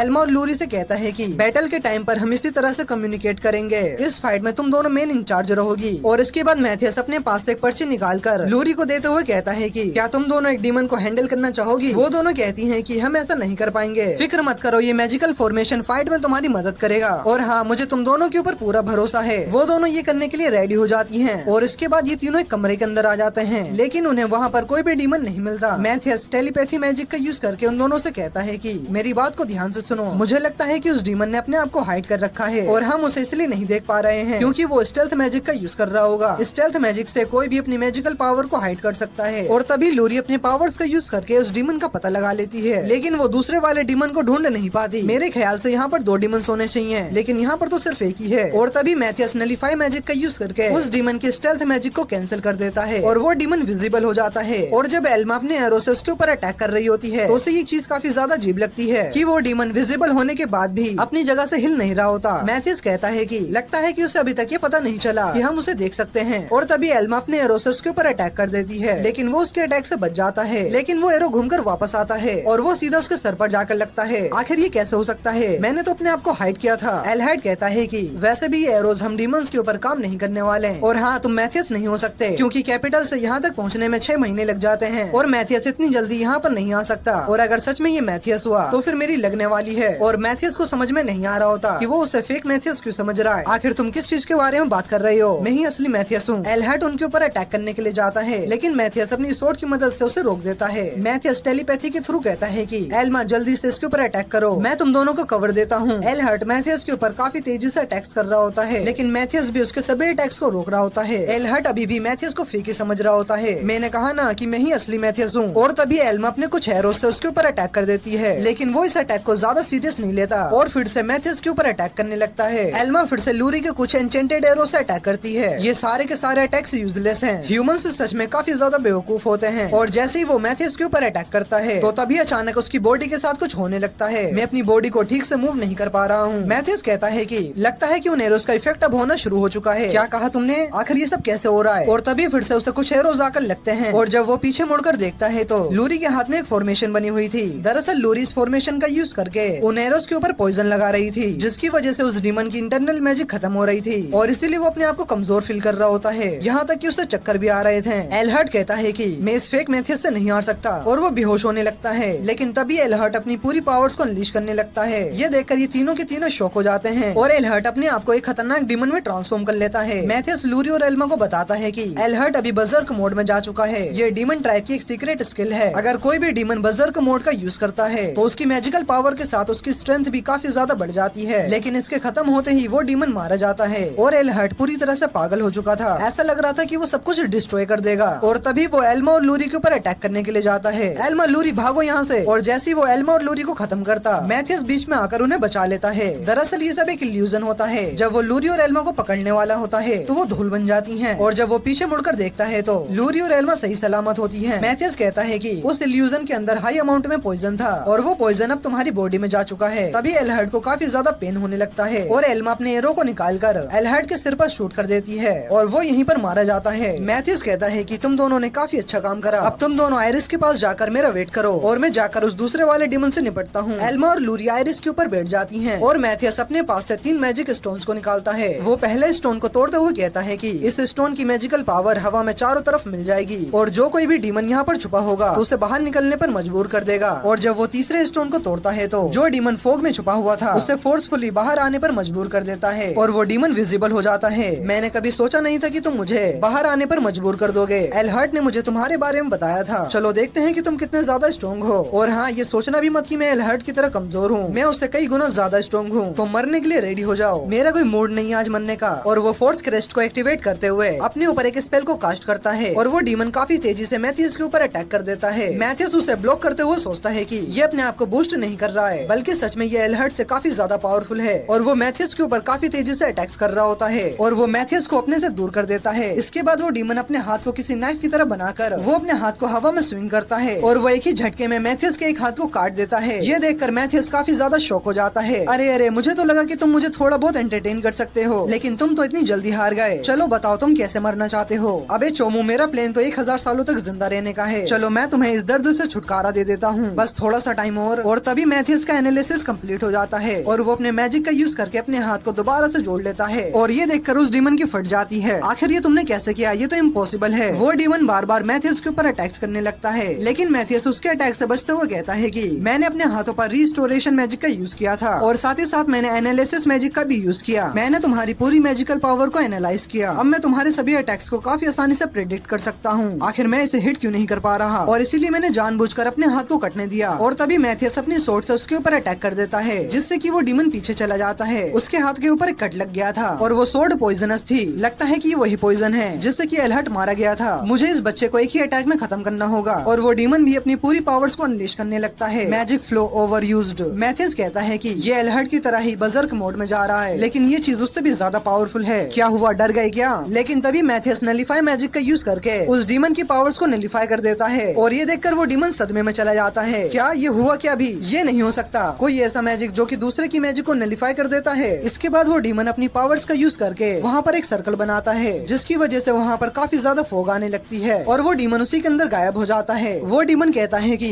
अगर कोई भी इस फोग को टच करेगा तो वो भी फोग बन जाएगा, लेकिन मैथियस फिर से नलिफाई मैजिक का यूज करके उसके सारी फोग को हटा देता है। वो डीमन परेशान होकर कहता है कि आखिर तुमने इसे नलिफाई कैसे किया? मैं ही सिर्फ इस मैजिक को यूज कर सकता था और आज तक कोई भी मेरे इस मैजिक से नहीं बचा था। मैथियस उसे फिर से बताता है कि मैंने एनालिसिस मैजिक का यूज किया था, जिससे कि मैं तुम्हारे सभी अटैक्स को प्रेडिक्ट कर सकता हूँ। और तभी उस डीमन के अंदर बहुत सारी फोग जाने लगती है। उसे समझ में नहीं आ रहा होता कि आखिर ये क्या चीज है। मैथियस कहता है कि इससे तुम्हारी मैजिकल पावर काफी ज्यादा बढ़ने लगेगी और एक टाइम ऐसा आएगा कि तुम अपनी मैजिकल पावर्स को कंट्रोल नहीं कर पाओगे और तुम ओवरलोड की वजह से ब्लास्ट हो जाओगे। और इसके बाद मैथियस उस डीमन के अंदर काफी सारी मैजिकल पावर्स को डालने लगता है, जिससे कि वो कंट्रोल नहीं कर पाता और उस जगह पर एक बहुत ही बड़ा ब्लास्ट होता है। लूरी और एल्मा मैथियस के बारे में सोच रही होती हैं। ब्लास्ट के बाद हम देखते हैं कि वहाँ पर एक बहुत ही बड़ा क्रिस्टल होता है। मैथियस उस क्रिस्टल के ऊपर अपना हाथ रखते हुए कहता है कि लगता है कि मैं सही था। और तभी लूरी ऊपर आसमान से उड़ते हुए सीधा मैथियस के ऊपर जाकर गिरती है। मैथियस में काफी ज्यादा परेशान थी। तुम ठीक तो हो ना? तुम्हें कहीं चोट तो नहीं आई? वो शर्माते हुए कहता है कि मुझे कुछ नहीं हुआ, मैं ठीक हूँ। और एल्मा फिर से आकर आकर उन दोनों के मजे लेने लगती है। एल्मा पूछती है कि आखिर ये है क्या। मैथ्यूस बताता है कि ये ड्रैगन वाइन पिलर है और ये पिलर लैंड से कनेक्ट होने की वजह से इस पिलर के अंदर मैजिक फ्लो होता है और इस पिलर की वजह से काफी सारे और काफी पावरफुल मॉन्स्टर्स इसकी तरफ अट्रैक्ट होते हैं। काफी सारे डीमंस लेवल 10 के डंजन बॉस के जितने पावरफुल होते हैं। मैथ्यूस बताता है कि कई सारे डीमंस इस ड्रैगन वाइन पिलर को कंट्रोल करना चाहते हैं क्योंकि वो इसका यूज करके कई सारे डीमंस को रिप्रोड्यूस कर सकते हैं और अगली लोकेशन रॉयल कैपिटल होने वाली है। एल्मा ये सुनकर शॉक हो जाती है, यानी कि बहुत सारे डीमंस रॉयल कैपिटल में दिखने वाले हैं। मैथ्यूस कहता है कि हमें घबराने की जरूरत नहीं है क्योंकि उस ब्लास्ट की वजह से इस पिलर की मैजिकल पावर डिस्टर्ब हो गई थी और इसीलिए वो लोकेशन चेंज हो चुकी है। वो सभी डीमंस रॉयल कैपिटल से 10 किलोमीटर दूर अपीयर होंगे। लूरी कहती है कि लेकिन फिर भी ये रॉयल कैपिटल के लिए एक बड़ी मुसीबत होगी। मेरे पास एक प्लान है, हम सेकंड रॉयल एकेडमी के स्टूडेंट्स की मदद लेंगे उन डीमन से फाइट करने में और इसके बाद ये सभी सेकंड रॉयल एकेडमी की तरफ निकल जाते हैं। और इसके बाद आयरिस कहती है कि मैथ्यूस सामा, मैं तो एक ड्रैगन हूँ, मैं रॉयल एकेडमी नहीं जा सकती। अरे हाँ, मैं तो तुम्हारे बारे में भूल ही गया था। अरे हाँ, तुम एक ह्यूमन में ट्रांसफॉर्म हो सकती हो। मुझे याद है कि एक ड्रैगन एक स्पेल का यूज करके अपने आप को ह्यूमन में ट्रांसफॉर्म कर सकती है। हाँ, मैं ये कर तो सकती हूँ, लेकिन मैंने इसे कभी भी ट्राई नहीं किया। और इसके बाद ये सभी लोग एक जगह पर रुक जाते हैं और आयरिस एक स्पेल का यूज करके एक लड़की में ट्रांसफॉर्म हो जाती है और क्योंकि उसने कपड़े नहीं पहने हुए थे और इसीलिए एल्मा और लूरी मिलकर मैथ्यूस की आंखों को बंद करने लगते हैं। और इसके बाद ये सभी लोग एकेडमी पहुंच जाते हैं। मैथ्यूस हेडमास्टर को एलहट के हॉर्न्स दे देता है, ये तुमने काफी अच्छा काम किया, मैं किंग से रिक्वेस्ट करूंगा कि वो तुम्हें नेशनल ट्रेजर दे दे। मैथ्यूस कहता है कि अरे आप इन डीमंस की बातों को छोड़िए, आप इससे मिलो, ये है आयरिस, मैं इसके एकेडमी में एडमिशन करवाना चाहता हूँ। आयरिस हेडमास्टर को ग्रीट करती है और वो उन्हें अपना नाम बताती है। हेडमास्टर कहते हैं कि एडमिशन तो मिल जाएगा, लेकिन आयरिस को भी तुम सभी की तरह एंट्रेंस एग्जाम देना होगा और आयरिस को 40 में से 57 मार्क्स लाने होंगे। मैथ्यूस कहता है कि और मेरी एक रिक्वेस्ट है, क्या मैं दूर रहकर आयरिस को सिर्फ ऑब्जर्व कर सकता हूँ? मैं आयरिस के एग्जाम में कोई भी इंटरफेयर नहीं करूंगा। अच्छा ठीक है, मुझे इससे कोई भी दिक्कत नहीं है। मैथ्यूस सोचता है कि आयरिस अभी अभी एक ड्रैगन से ह्यूमन में ट्रांसफॉर्म हुई है, इसीलिए वो अपने मैजिक को अभी अच्छे से कंट्रोल नहीं कर पाएगी और अगर आयरिस ने थोड़ी बहुत भी गड़बड़ी कर दी तो ये पूरी की पूरी एकेडमी को ही उड़ा देगी। एल्मा मैथ्यूस से पूछती है कि मैथ्यूस, तुमने हेडमास्टर को ड्रैगन वाइन पिलर के बारे में क्यों नहीं बताया? मैं अभी ज्यादा पैनिक क्रिएट नहीं करना चाहता था और जब आयरिस का इस एकेडमी में एडमिशन हो जाएगा तब मैं उन्हें सारी चीजें आराम से बता दूंगा। और इसके बाद मैथ्यूस आयरिस का लेफ्ट हैंड लेकर अपने मैजिक का यूज करके उसके हाथ पर एक क्रेस्ट बना देता है ताकि किसी को भी ये पता न चले कि आयरिस एक ह्यूमन नहीं है। लूरी और एल्मा ये देखकर शॉक हो जाती हैं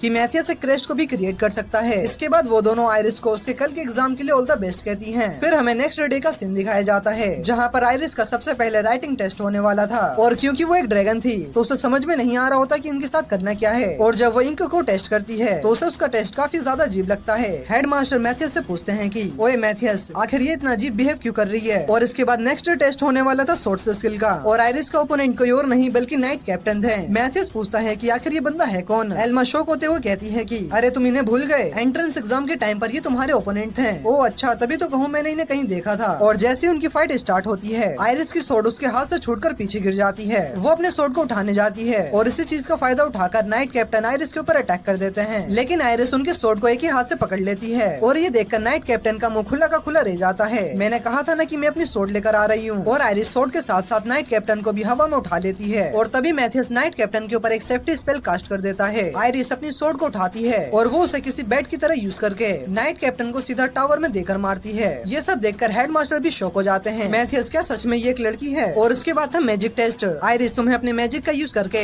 इन टारगेट्स को डिस्ट्रॉय करना है। आयरिस उन टारगेट्स को देखते हुए कहती है कि अरे ये तो बहुत ही ज्यादा छोटे हैं। और जब आयरिस अपनी पावर्स का यूज करके उन टारगेट्स को हिट करने का ट्राई करती है तो उसका अटैक बाउंस होकर वापस आने लगता है। मैथ्यूस जल्दी से एक शील्ड बनाता है और जब वो अटैक लगता है तो वहाँ पर एक बहुत ही बड़ा ब्लास्ट होता है और ये देखकर हेडमास्टर सदमे में चले जाते हैं और लूरी और एल्मा की भी हालत खराब हो गई थी। अरे सॉरी मुझे माफ कर दो। और इसके बाद आयरिस दोबारा से जब उन टारगेट्स को हिट करने का ट्राई करती है तो उसका वो अटैक बाउंस होकर ऊपर आसमान में चला जाता है और वहीं पर ब्लास्ट हो जाता है। मुझे समझ में नहीं आ रहा कि आखिर मेरे साथ ये हो क्या रहा है। इसके बाद आयरिस अपने हाथ को जमीन पर रखती है और वो इस बार एक ही बार में पूरे टारगेट्स को डिस्ट्रॉय करने का सोच रही होती है। अरे नहीं, मैथ्यूस आखिर ये क्या करने का सोच रही है? और मैथ्यूस फिर से अपने सामने एक शील्ड बना लेता है और आयरिस अपने पावर्स का यूज करके उस पूरे के पूरे ग्राउंड को ही डिस्ट्रॉय कर देती है, जिसकी वजह से वहाँ पर एक काफी बड़ा गड्ढा हो जाता है। मैंने सारे टारगेट्स को डिस्ट्रॉय कर दिया, क्या मैं पास हो गई? हेडमास्टर सोचते हैं कि अरे ये बहुत ही ज्यादा पावरफुल है और मैं इसे फेल नहीं कर सकता, मुझे इस एकेडमी में रखना है। और वो आयरिस को पास कर देते हैं। ये सुनकर आयरिस काफी ज्यादा खुश हो जाती है। इसके बाद हम मैथ्यूस और हेडमास्टर को एक डंजन के अंदर देखते हैं जहाँ पर कई सारे स्टूडेंट्स बैरियर बनाने के लिए मटेरियल्स को कलेक्ट कर रहे होते हैं। मैथ्यूस हेडमास्टर से पूछता है कि आखिर काम कैसे चल रहा है? हेडमास्टर बताते हैं कि हमारे पास ज्यादा स्टूडेंट्स न होने की वजह से काम काफी धीमा चल रहा है, क्योंकि हमारे पास वो ज्यादा स्टूडेंट्स नहीं हैं जिनके पास क्रिस्ट क्रेस्ट ऑफ ऑनर है। ज्यादातर ऐसे स्टूडेंट्स फर्स्ट रॉयल एकेडमी के पास है, तो फिर क्या हम फर्स्ट रॉयल एकेडमी से बात करके उनकी हेल्प नहीं ले सकते हैं? ये काम काफी ज्यादा मुश्किल होगा, उससे कन्विंस करना काफी ज्यादा मुश्किल होगा। फर्स्ट रॉयल एकेडमी का हेडमास्टर काफी ज्यादा घमंडी है, लेकिन हमारे पास कोई भी चॉइस नहीं है। मैं उससे बात करूंगा। और इसके बाद फर्स्ट रॉयल एकेडमी के हेडमास्टर फैक्यूस यहाँ पर आ जाते हैं। हेडमास्टर कहते हैं कि फैक्यूस, तुमने तो सुना ही होगा कि हम डीमन से बचने के लिए किंगडम के आसपास एक बैरियर लगा रहे हैं। हाँ, मैंने सुना इसके बारे में, लेकिन मेरे स्टूडेंट्स बिल्कुल भी तुम्हारी मदद नहीं करने वाले। हेडमास्टर कहते हैं कि तुम भूल गए, तुम्हारी एकेडमी कंपटीशन हार चुकी है और अब तुम्हें हमारी सारी बातों को मानना होगा। उस कंपटीशन के अंदर एक डीमन था, इसलिए मैं उसे फेयर नहीं मानता, और ऊपर से तुम्हारे स्टूडेंट्स वर्डलेस मैजिक का यूज कर रहे थे। हेडमास्टर कहते हैं कि लेकिन वो डीमन तो तुम्हारा ही स्टूडेंट था। मैथ्यूस कहता है कि क्यों ना हम दोबारा से कंपटीशन करें, जो एकेडमी हारेगा उसे जीतने वाले की सारी बातों को मानना पड़ेगा और इसमें कोई भी लिमिट्स नहीं होगी। अगर आप चाहो तो कितने भी स्टूडेंट्स को बैटल फील्ड में उतार सकते हो। फैक्यूस को यह आइडिया पसंद आता है और वो कंपटीशन के लिए मान जाता है, लेकिन वो कहता है कि मेरी एक शर्त है, तुम और तुम्हारी पार्टी का कोई भी मेंबर इस कंपटीशन में पार्टिसिपेट नहीं करेगा। मैथ्यूस इसके लिए मान जाता है और ये कंपटीशन 2 दिनों के बाद होगा। तुम लोग हारने के लिए तैयार हो जाओ। और ये सब कहकर वो यहाँ से चला जाता है। हेडमास्टर मैथ्यूस से पूछते हैं कि क्या हम इस कंडीशन के साथ जीत भी पाएंगे, और 2 दिनों के बाद कंपटीशन वाला दिन आ जाता है और यहाँ पर फर्स्ट रॉयल एकेडमी के स्टूडेंट्स भी आ चुके थे। मैथ्यूस सोचता है कि अगर यहाँ पर कोई स्ट्रॉन्ग ओपोनेंट मिला तो मैं आयरिस को फाइट के लिए भेज दूंगा, और लगता है कि यहाँ पर कोई भी डीमन नहीं है। और तभी हेडमास्टर फैक्यूस वहाँ पर आ जाते हैं। मुझे लगा कि एडवर्ड तो डर के मारे नहीं आएगा। ये सभी स्टूडेंट्स मेरे एकेडमी के टॉप स्टूडेंट्स हैं और इन सभी के पास क्रेस्ट ऑफ ऑनर है। तुम्हारे जीतने के चांसेस बिल्कुल 0 हैं। और वो पूछता है कि आखिर तुम्हारे स्टूडेंट्स कहाँ हैं, और वो ये देखकर काफी ज्यादा शॉक हो जाता है, क्योंकि सेकंड रॉयल एकेडमी की तरफ से सिर्फ 5 ही स्टूडेंट्स इस कंपटीशन में पार्टिसिपेट कर रहे थे। मैथ्यूस बताता है कि एक स्टूडेंट के पास क्रेस्ट ऑफ फेलियर है, 2 के पास क्रेस्ट ऑफ स्टैंडर्ड है और बाकी 2 के पास क्रेस्ट ऑफ लेसर है। तो फिर चलो से शुरू करते हैं। और इसके बाद ये कंपटीशन स्टार्ट हो जाता है। फर्स्ट रॉयल एकेडमी के स्टूडेंट्स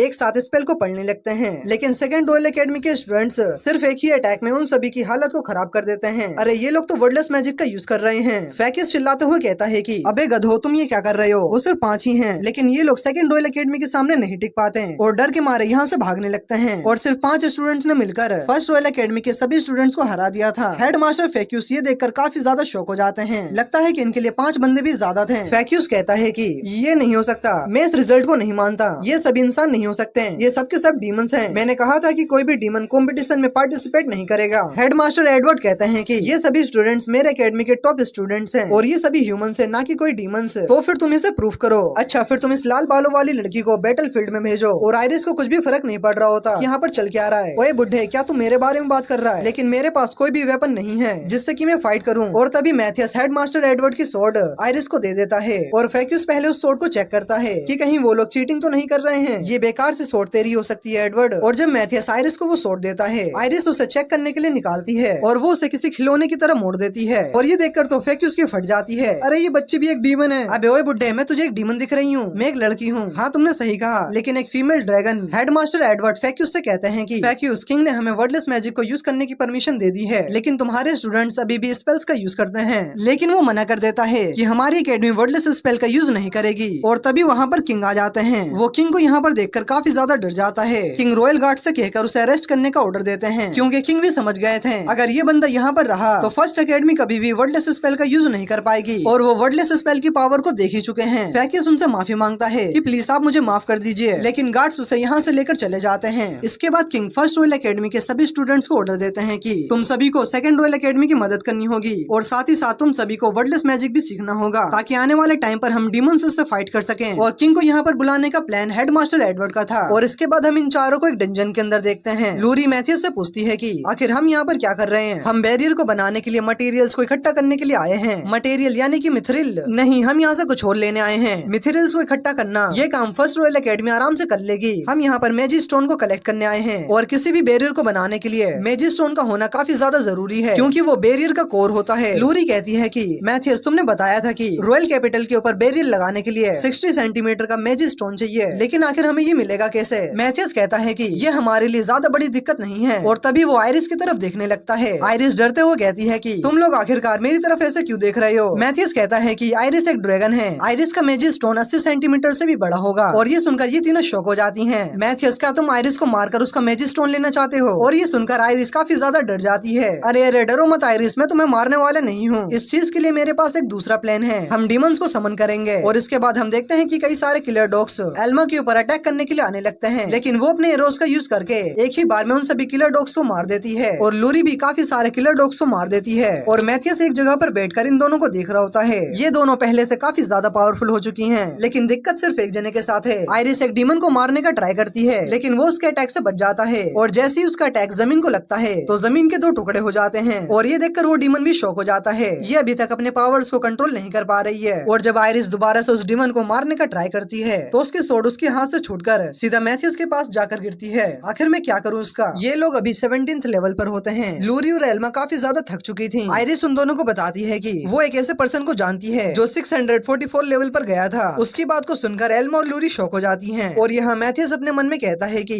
वो मैं ही था। मैं अपनी पास्ट लाइफ में 644 लेवल तक गया था। और इसके बाद ये सभी एक जगह पर आ जाते हैं जहाँ पर ये लोग उस मॉन्स्टर को समन करने वाले थे। मैथियस लूरी से कहता है कि लूरी इस मैजिक स्टोन का यूज करके यहाँ पर एक फॉर्मेशन बनाओ और इसके बाद लूरी अपनी पावर्स को यूज करके वहाँ पर एक फॉर्मेशन को बनाने लगती है, लेकिन उससे थोड़ी बहुत दिक्कत होती है और तभी मैथियस आकर उसकी मदद करने लगता है। ये देखकर वो शर्माने लगती है और इसके बाद ये लोग वहाँ पर एक फॉर्मेशन को बना देते हैं। लूरी तुम एन्चेंटिंग में पहले से काफी ज्यादा बेहतर हो चुकी हो। और जब वो लूरी की तारीफ करता है तो वो शर्माने लगती है और उन दोनों का चेहरा लाल हो जाता है और एल्मा फिर से मजे लेने लगती है। आयरिस तुम्हें लगता नहीं कि यहाँ पर गर्मी काफी ज्यादा बढ़ रही है? और उसे कुछ भी समझ में नहीं आता। और इसके बाद मैथियस आयरिस से कहता है कि आयरिस तुम्हें अपनी पावर्स को इस मैजिक स्टोन के साथ फ्यूज करना है और हाँ जरा इसे संभल कर करना। और इसके बाद आयरिस ऐसा करने का पूरा ट्राई करती है, लेकिन अगले ही टाइम वहाँ पर काफी ज्यादा मैजिकल पावर फ्लो होने लगती है और उस मैजिक पावर की फोर्स बहुत ही ज्यादा होती है। और इससे पहले कि मैथियस आयरिस को रोक पाता बहुत ही ज्यादा देर हो चुकी थी। वो शायद से एक ऐसे मॉन्स्टर को समन कर चुकी है जिसे ये फ्लोर हैंडल नहीं कर पाएगा और तभी वो फ्लोर टूटने लगता है और वो सभी वहाँ से भागने लगते हैं। मैथियस आयरिस से कहता है कि मैंने तुमसे कहा था कि तुम अपनी पावर्स को मैजिक स्टोन के साथ धीरे धीरे मर्ज करना। आयरिस कहती है कि मैंने तो धीरे से ही करा था। मैथियस कहता है कि तुम इसे स्लो कहती हो, लेकिन आपने ही मुझे अपनी पिछली लाइफ में दिखाया था कि कैसे आपने थोड़ी सी पावर्स का यूज करके 3 माउंटेन्स को डिस्ट्रॉय कर दिया था। और हम देखते हैं कि वो मॉन्स्टर उनके पीछे आ जाता है जो कि साइज में बहुत ही ज्यादा बड़ा था और वो एक ड्रैगन था। मैथियस उस ड्रैगन को देखकर कहता है कि इस ड्रैगन से हमें 60 सेंटीमीटर का मैजिक स्टोन आराम से मिल जाएगा। और वो आयरिस को उस ड्रैगन के ऊपर अटैक करने के लिए भेजता है, लेकिन जैसी वो उसके ऊपर अटैक करने के लिए जाती है वो ड्रैगन घुमाकर उसे एक पंच मारता है। इसने तो मुझे डरा ही दिया। और इसके बाद मैथियस आयरिस के पास आकर उसे कुछ कहता है। आयरिस कहती है कि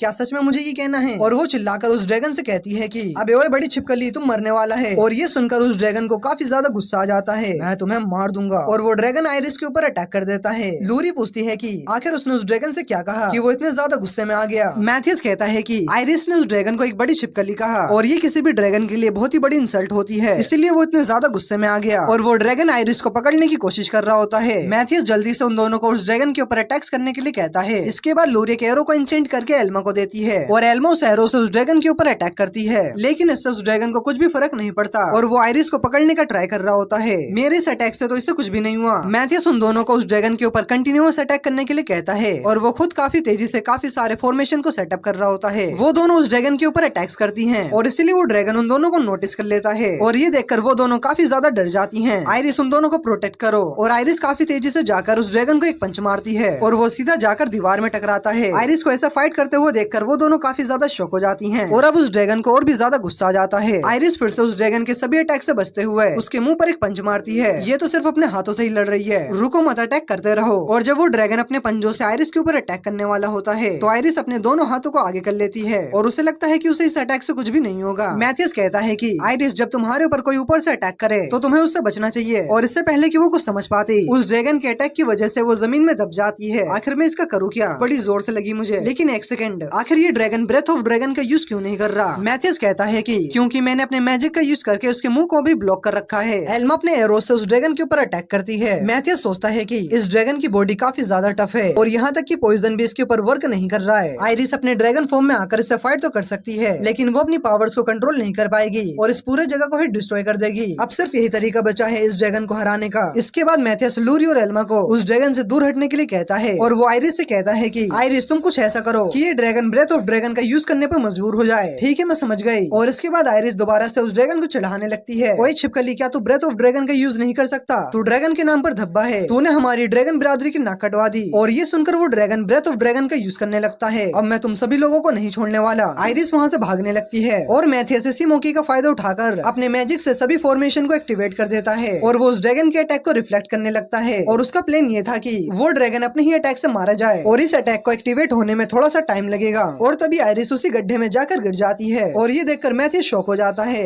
अरे बेवकूफ लड़की, और वो जल्दी से आयरिस की तरफ जाने लगता है। ये फर्क नहीं पड़ता कि आयरिस कितनी स्ट्रॉन्ग है, ये अटैक काफी ज्यादा बड़ा होने वाला है और इससे आयरिस इंजर्ड भी हो सकती है। आयरिस जल्दी से झुक जाओ, और वो आयरिस के ऊपर एक शील्ड बना देता है और इससे पहले कि मैथियस कुछ भी कर पाता वो अटैक एक्टिवेट हो जाता है और वहाँ पर एक बहुत ही बड़ा मैसिव ब्लास्ट होता है। इस अटैक से लूरी और एल्मा तो बच जाती हैं, लेकिन उन्हें मैथियस और आयरिस का पता नहीं होता और उस अटैक की वजह से वो ड्रैगन राख बन जाता है। और तभी मैथियस उन दोनों के पीछे से आता है। क्या तुम ठीक हो मैथियस? और तभी आयरिस उस ड्रैगन का मैजिक स्टोन लेकर आ रही होती है और उसे भी कुछ भी नहीं हुआ होता है और वो लूरी और एल्मा को उस ड्रैगन का मैजिक स्टोन दिखाती है। और तभी मैथियस आयरिस से पूछता है कि आयरिस क्या तुम हमारी पार्टी की ऑफिशियल मेंबर बनना चाहोगी? लूरी और एल्मा को भी ये आइडिया काफी पसंद आता है और आयरिस भी इनकी पार्टी को ज्वाइन कर लेती है। और इसके बाद हमें एकेडमी का सीन दिखाया जाता है जहाँ पर ये सभी लोग ट्रेनिंग कर रहे होते हैं। मैथियस कहता है कि आयरिस को काफी ज्यादा मेहनत करनी होगी ताकि वो अपनी ह्यूमन बॉडी को कंट्रोल कर सके। और इसके बाद आयरिस की ट्रेनिंग स्टार्ट हो जाती है। आयरिस के सर के ऊपर एक शेल होता है और आयरिस को उस शेल को बिना गिराए एल्मा के अटैक से बचना था। एल्मा अपने एरो से उस शेल के ऊपर अटैक करती है और आयरिस उस अटैक से बचने के लिए कूद जाती है, जिसकी वजह से उसका वो शेल गिर जाता है और एल्मा का वो एरो वापस से घूमकर उस शेल को लग जाता है। मैथियस कहता है कि तुम अपनी शेल के ऊपर ज्यादा फोकस मत करो, तुम अटैक को ऐसे डोज करो कि वो शेल ना गिरे। और इसके बाद आयरिस दोबारा से शेल को रखकर भागने लगती है, लेकिन तभी आयरिस एक पत्थर से टकरा जाती है और वो नीचे गिर जाती है और इसका फायदा उठाकर एल्मा उस शेल के ऊपर शूट कर देती है। ये ह्यूमन बॉडी तो सच में बेकार है। आयरिस क्या तुम गिव अप करने का सोच रही हो? बिल्कुल नहीं। और तभी लूरी मैथियस के पास आती है। वो उससे पूछती है कि आखिर मैं क्या करूं? मुझे लगता है कि तुम्हें अपने एन्चेंटमेंट मैजिक को इम्प्रूव करना चाहिए और उससे हमारे लिए न्यू वेपन्स बनाने चाहिए। ये सुनकर लूरी काफी ज्यादा खुश हो जाती है और वो कहती है कि मैं अपना बेस्ट दूंगी। और इसके बाद मैथियस वेपन्स बनाने के लिए लूरी को ड्रैगन क्लो और मिथिरल जैसे मटेरियल्स देता है। और इसके बाद मैथियस वेपन्स के ऊपर एन्चेंटिंग करने के लिए उसे काफी सारी चीजें बताने लगता है, लेकिन सारी चीजें उसके सर के ऊपर से जा रही थी। ये टोटल 8 एन्चेंटमेंट है, आखिर में इन्हें एक साथ कैसे कर पाऊंगी? अरे हाँ, तुम 8 तरह के मैजिक को एक साथ अप्लाई नहीं कर पाओगी और इसीलिए तुम उन्हें कंबाइन करना। मैथियस लूरी को समझाता है कि तुम एक स्वॉर्ड की ब्लेड को 5 पार्ट में डिवाइड कर दो। तुम मिडल पार्ट को ड्रैगन क्लो से बनाना और आउटर लेयर को मिथिरिल से बनाना और फिर इसके बाद हर एक पार्ट के ऊपर 4 टाइप के मैजिक को इंचेंट करना और फिर लास्ट में उन सभी को कंबाइन कर देना। और इसके बाद लूरी काफी ज्यादा मेहनत करने के बाद वो मैथियस की सोर्ड बना देती है। लूरी, ये सोर्ड तो काफी बढ़िया लग रही है, अब तुम इसके बाद एक सोर्ड अपने लिए बनाना। और इसके बाद मैथियस एल्मा और आयरिस के पास आकर कहता है कि लूरी ने हमारे लिए न्यू वेपन्स बनाए हैं, चलो उन्हें चेक करते हैं। सबसे पहले लूरी अपनी सोर्ड को चेक करती है। वो अपने सोर्ड से एक बड़े से पत्थर के ऊपर अटैक करती है और वो पत्थर काफी आसानी से टूट जाता है। और इसके बाद एल्मा अपने न्यू बो और एरो को ट्राई करती है और जब वो अपने एरो से उस पत्थर के ऊपर अटैक करती है तो वो उस पत्थर को काफी इजीली डिस्ट्रॉय कर देती है। और अगली बारी थी आयरिस की और लूरी ने आयरिस के लिए एक स्फीयर बनाया होता है और जब आयरिस अपने स्फीयर से उस पत्थर के ऊपर अटैक करती है तो वो भी उस पत्थर को पूरी तरह से डिस्ट्रॉय कर देती है और आयरिस को ये स्फीयर काफी पसंद आता है। और इसके बाद मैथियस अपनी सोर्ड को निकालते हुए कहता है कि चलो अब तुम तीनों मेरे ऊपर अटैक करो। और इस तरह से ये लोग अपनी ट्रेनिंग को जारी रखते हैं। और वहीं headmaster Edward first royal academy को वर्डलेस मैजिक सिखा रहे होते हैं। इस किंगडम के ऊपर बैरियर लगाने के बाद और उन डीमंस को हराने के बाद मेरा इस एकेडमी में रुकने का कोई भी रीजन नहीं बचेगा और फिर मैं इसे छोड़कर चला जाऊंगा। और मैथियस की ये बात लूरी सुन लेती है और इसके बाद हम कई सारे डीमंस को देखते हैं। एक पावरफुल डीमन कहता है कि बस थोड़ा सा इंतजार और इसके बाद हम इंसानों का नामो निशान मिटा देंगे। और इसके बाद हमें हेडमास्टर एडवर्ड को दिखाया जाता है जो कि सभी स्टूडेंट से कहते हैं कि मैथियस अभी रॉयल कैपिटल के ऊपर बैरियर लगाने में बिजी है और इसलिए अभी यहाँ पर जितने भी वर्डलेस मैजिक यूजर्स हैं हम सभी को मिलकर ही रॉयल कैपिटल को बचाना होगा डीमंस के अटैक से। इसके बाद हम मैथियस को देखते हैं जो कि कुछ क्रिस्टल्स को माइन कर रहा होता है और तभी लूरी और एल्मा से बताती हैं कि कॉन्टेक्ट स्क्वाड ने हमें बताया है कि मैजिक डिवाइस 25 और 26 में एबनॉर्मल रीडिंग्स आ रही हैं। तो ये सुनकर मैथियस उनसे कहता है कि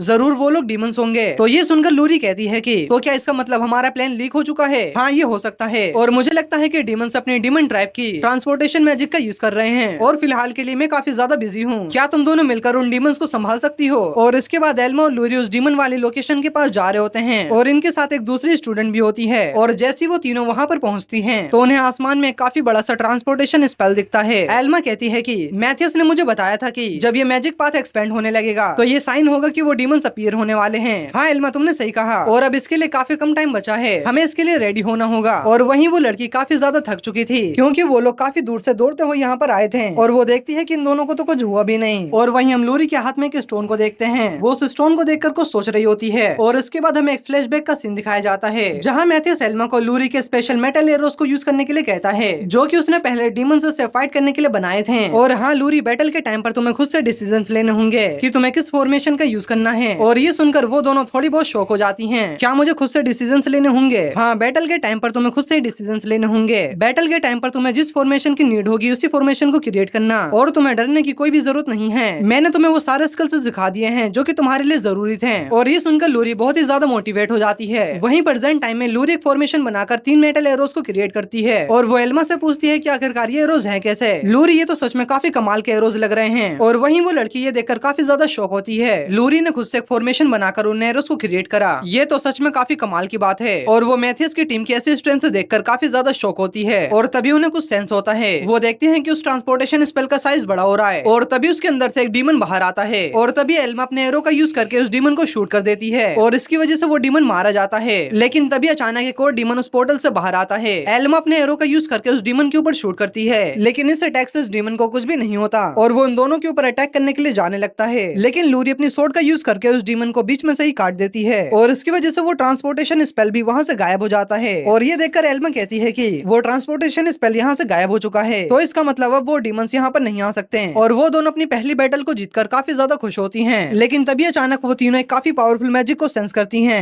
एल्मा, क्या तुमने वो सेंस किया? हाँ, मैं ये सेंस कर सकती हूँ। मैं रॉयल कैपिटल की तरफ से काफी पावरफुल मैजिक को सेंस कर सकती हूँ। हमें जल्दी से वापस जाना होगा। और इसके बाद ये दोनों मैथियस के पास पहुँच जाती हैं। मैथियस इन दोनों की तारीफ करता है, तुम दोनों ने मिलकर काफी अच्छा काम करा। लेकिन लूरी कहती है कि हमने एक काफी पावरफुल मैजिक को सेंस करा है जो कि रॉयल कैपिटल से आ रहा था। मैथियस कहता है कि तुम चिंता मत करो, मुझे लगा ही था कि कुछ ऐसा होने वाला है। दरअसल वो डीमंस अपनी ही लाइफ को सेक्रीफाइस कर रहे हैं एक लॉन्ग डिस्टेंस ट्रेवल मैजिक को यूज करने के लिए। और ये डिमोनिक पाथ के कंपेयर में एक हायर लेवल का मैजिक है। लूरी पूछती है कि तो फिर हमें क्या करना चाहिए? मैथियस कहता है कि जहाँ तक मुझे लगता है कि वो सारे डीमंस सेकंड रॉयल एकेडमी के ऊपर अपीयर होंगे और मुझे अभी भी कुछ टाइम चाहिए इस बैरियर को कंप्लीट करने के लिए, तो इसलिए तुम दोनों को ही अभी ये सब चीजें हैंडल करनी होगी। ठीक है, हम दोनों ही कर लेंगे। और वो दोनों यहाँ से चली जाती हैं। मैथियस उन्हें देखकर सोचता है कि अब ये दोनों पहले से काफी ज्यादा कॉन्फिडेंट हैं। अब ये दोनों पहले की तरह वीक नहीं रही। और तभी आयरिस यहाँ पर मिथरल के 40 बॉक्स लेकर आती है। मैथियस उसके लिए उसे थैंक्स कहता है। वहीं लूरी और एल्मा सेकंड रॉयल एकेडमी पहुंच जाती हैं, जहां हेडमास्टर उन्हें बताते हैं कि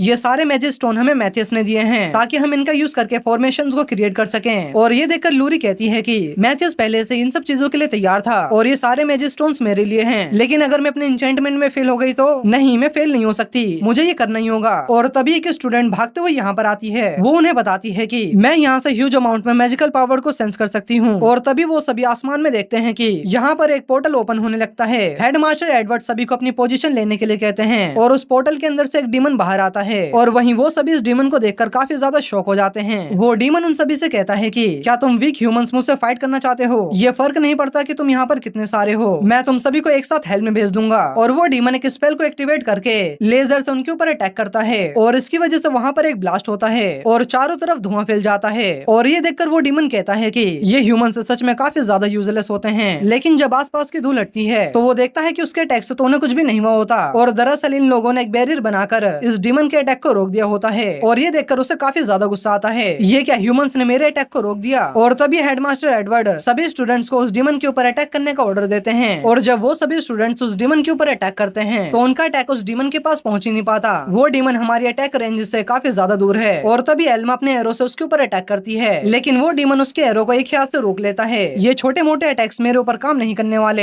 एल्मा कहती है कि ये डीमन उन बाकी डीमन से काफी ज्यादा लगे है। और वो लूरी से पूछती है कि क्या तुम्हारा एन्चेंटमेंट पूरा हुआ? वहीं लूरी इस फॉर्मेशन को क्रिएट करते हुए काफी ज्यादा थक चुकी थी। ये फॉर्मेशन काफी ज्यादा कॉम्प्लिकेटेड है, इसलिए मुझे थोड़ा और टाइम चाहिए। और वहीं वो डीमन एक काफी पावरफुल स्पेल को एक्टिवेट कर देता है। आखिर कब तक तुम लोग मेरे अटैक से बचते रहोगे? हेडमास्टर एडवर्ड कहते हैं कि हमें इस डीमन को होल्ड करके रखना होगा जब तक लूरी अपनी फॉर्मेशन को पूरी नहीं कर लेती। वो डीमन कहता है कि भले ही तुम लोग वर्डलेस मैजिक का यूज कर सकते हो, लेकिन फिर भी मेरे और तुम्हारे बीच में पावर का काफी बड़ा गैप है। और ऐसा बोलने के बाद वो उनके ऊपर एक काफी पावरफुल फायर स्पेल से अटैक करता है। ये लोग शील्ड बनाकर उस डीमन के अटैक को रोकने की कोशिश कर रहे होते हैं, लेकिन ये अटैक उसके पहले अटैक से काफी ज्यादा पावरफुल था और इसीलिए उन्हें काफी ज्यादा परेशानी हो रही होती है। और वहीं लूरी इस फॉर्मेशन को पूरा करने की कोशिश कर रही होती है, लेकिन वो बार बार फेल हो रही थी। और अब उसके पास सिर्फ एक ही मैजिक स्टोन बचा होता है और वो उस आखिरी मैजिक स्टोन को लेकर फिर से उस फॉर्मेशन को बनाने का ट्राई करने लगती है। और वहीं सेकंड रॉयल एकेडमी के स्टूडेंट्स उस डीमन के अटैक को ज्यादा देर तक रोक कर नहीं रख सकते थे। लूरी उस फॉर्मेशन को पूरा करने के लिए पूरी कोशिश कर रही होती है। अगर मैं दोबारा से फेल हो गई तो मेरी वजह से सभी लोग मारे जाएंगे, नहीं मैं इस फॉर्मेशन को नहीं बना सकती। लेकिन जब लूरी देखती है कि सेकंड रॉयल एकेडमी के स्टूडेंट्स को उसके ऊपर पूरा ट्रस्ट होता है और एल्मा भी आकर उसे मोटिवेट करती है और लूरी पूरी फोकस के साथ उस फॉर्मेशन को बनाने लगती है, जिसके बाद वो काफी मेहनत करने के बाद फाइनली इस फॉर्मेशन को पूरा कर देती है। और वो फॉर्मेशन जैसी पूरी होती है तभी वहाँ पर एक एरो क्रिएट हो जाता है। वो उस एरो को एल्मा को दे देती है। एल्मा उस एरो को लेकर उस डीमन के ऊपर शूट कर देती है, लेकिन वो डीमन उसके अटैक को काफी आसानी से डॉज कर लेता है और उस डीमन को लगता है कि उसका वो अटैक मिस हो गया, लेकिन वो एरो अपनी डायरेक्शन को चेंज करके सीधा उस डीमन को जाकर हिट होता है और इसकी वजह से वो डीमन दर्द के मारे चिल्लाने लगता है। और इस मौके का फायदा उठाकर वो सभी स्टूडेंट्स उस डीमन के ऊपर अटैक कर देते हैं और इस अटैक की वजह से वो डीमन सीधा नीचे जाकर गिरता है और ये लोग काफी ज्यादा खुश होते हैं कि इन्होंने एक डीमन को मार गिराया। लेकिन तभी लूरी और एल्मा को एक आवाज सुनाई देती है, बेरिलास अब मर चुका है। लेकिन तभी अचानक एक और डीमन यहाँ पर आ जाता है। वो डीमन कहता है कि बेरिलास अब हार चुका है। वो सभी स्टूडेंट्स मिलकर उसके ऊपर अटैक करने वाले होते हैं, लेकिन वो डीमन उनसे पहले उनके ऊपर एक काफी पावरफुल अटैक कर देता है और उसका ये अटैक पिछले वाले डीमन से कहीं ज्यादा पावरफुल था। और इसके बाद वो डीमन कहता है कि मैंने उससे कहा था कि हम सभी के रेडी होने तक का इंतजार करें, लेकिन उसने हमारी बात नहीं मानी। और हम देखते हैं कि यहाँ पर इस डीमन के अलावा बहुत सारे और डीमंस आ चुके थे और ये देखकर तो लूरी काफी ज्यादा शॉक हो जाती है, आखिरकार यहाँ पर है कितने डीमंस।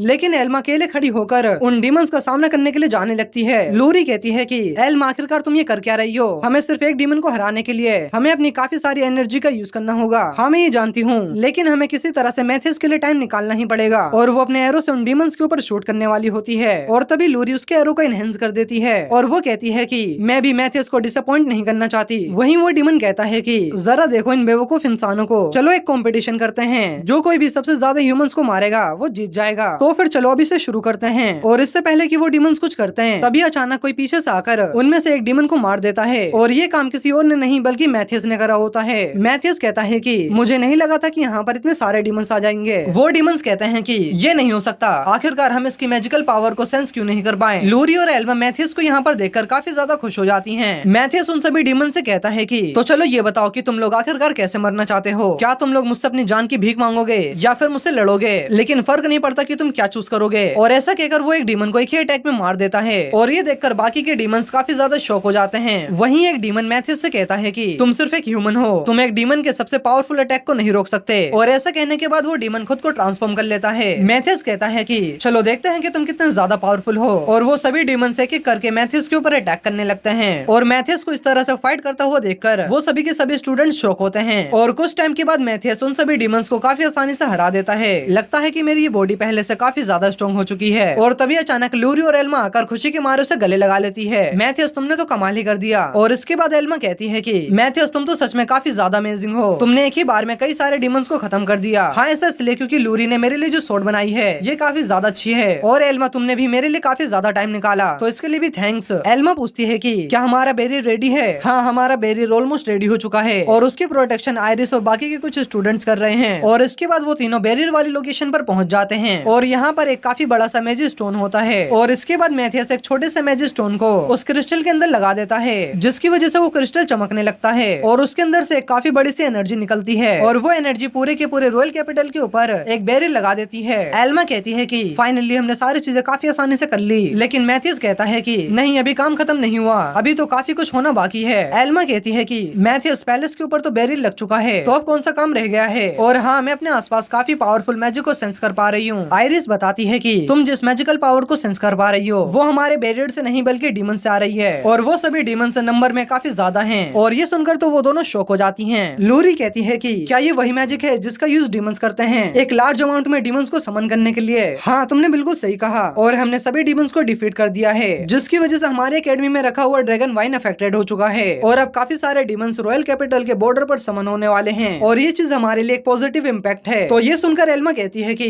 मैथियस क्या सच में ये हमारे लिए पॉजिटिव इम्पैक्ट है। अब वो पिलर काफी सारे डीमंस को समन करने वाला है और आज हम एक साथ सभी डीमंस को खत्म कर देंगे। और वहीं दूसरी तरफ हेडमास्टर एडवर्ड सभी स्टूडेंट से कहते हैं कि हमने रॉयल कैपिटल के ऊपर सक्सेसफुली बैरियर को लगा दिया है, लेकिन बाकी की सिटीज अभी भी एक बहुत ही बड़े खतरे में हैं, तो इसलिए हमें डीमंस के अटैक से अपनी सिटीज को बचाना होगा। और वहीं दूसरी तरफ काफी सारे डीमंस काफी तेजी से इन्हीं की तरफ आ रहे होते हैं, लेकिन तभी अचानक वहाँ पर एक ट्रैप एक्टिवेट हो जाता है, जिसकी वजह से वहाँ पर एक ब्लास्ट होता है और तभी कुछ स्टूडेंट्स अपनी फायर स्पेल का यूज करके उन डीमंस के ऊपर अटैक करते हैं। वहीं मैथियस और बाकी सभी कैसल के ऊपर से ये सभी चीजें देख रहे होते हैं। लगता है कि मैंने जो ट्रैप्स और मैजिकल टूल्स लगाए थे वो अपना काम काफी अच्छे से कर रहे हैं और इन कुछ महीनों में सेकंड रॉयल एकेडमी के स्टूडेंट्स भी काफी ज्यादा इंप्रूव हो चुके हैं और मुझे नहीं लगता कि ये लोग किसी लो लेवल के डीमन से हार सकते हैं। और तभी अचानक वहाँ पर एक ब्लास्ट होता है और ये देखकर मैथियस कहता है कि लगता है कि कुछ बड़े डीमंस हमारी तरफ आने वाले हैं और मैं ये चीज सेंस कर सकता हूँ कि उस ड्रैगन वाइन पिलर का second wave of attack start हो चुका है। और तभी इन स्टूडेंट्स के सामने 3 काफी बड़े बड़े डीमंस आ चुके थे और इसके बाद मैथियस और बाकी सभी बैटल फील्ड में आ जाते हैं। हेडमास्टर एडवर्ड आप फिक्र मत करिए, मैं इन्हें संभाल लूंगा। और जब आयरिस उन डीमंस के ऊपर अटैक करने के लिए जा रही होती है। तभी मैथियस उसे पीछे से पकड़ता है और वो आयरिस को उठाकर एक मॉन्स्टर के ऊपर देकर मारता है और इसकी वजह से वो मॉन्स्टर गिर जाता है। मैथियस मुझे बता तो देते कि तुम ये करने वाले हो। और तभी एल्मा भी अपने एरोस का यूज करके 2 डीमंस के सर को उड़ा देती है। मैथियस अपने मन में कहता है कि एक बैटल काफी ज्यादा इजी हो जाती है अगर तुम्हारे पास अच्छे दोस्त हों, और इसीलिए मैं स्ट्रॉन्ग एनिमीज के ऊपर फोकस कर सकता हूँ। लेकिन तभी वो देखता है कि एक एनर्जी के अंदर कई सारे मॉन्स्टर्स खिंचे चले जा रहे होते हैं और तभी लूरी और एल्मा उसके पास आती हैं। मैथियस में अपने आसपास एक काफी स्ट्रेंज मैजिकल पावर को सेंस कर पा रही हूँ, और वैसे आखिरकार ये है क्या? मुझे लगता है कि एक वॉइड ईटर है जो कि अपने आसपास के डीमंस को एब्जॉर्ब करके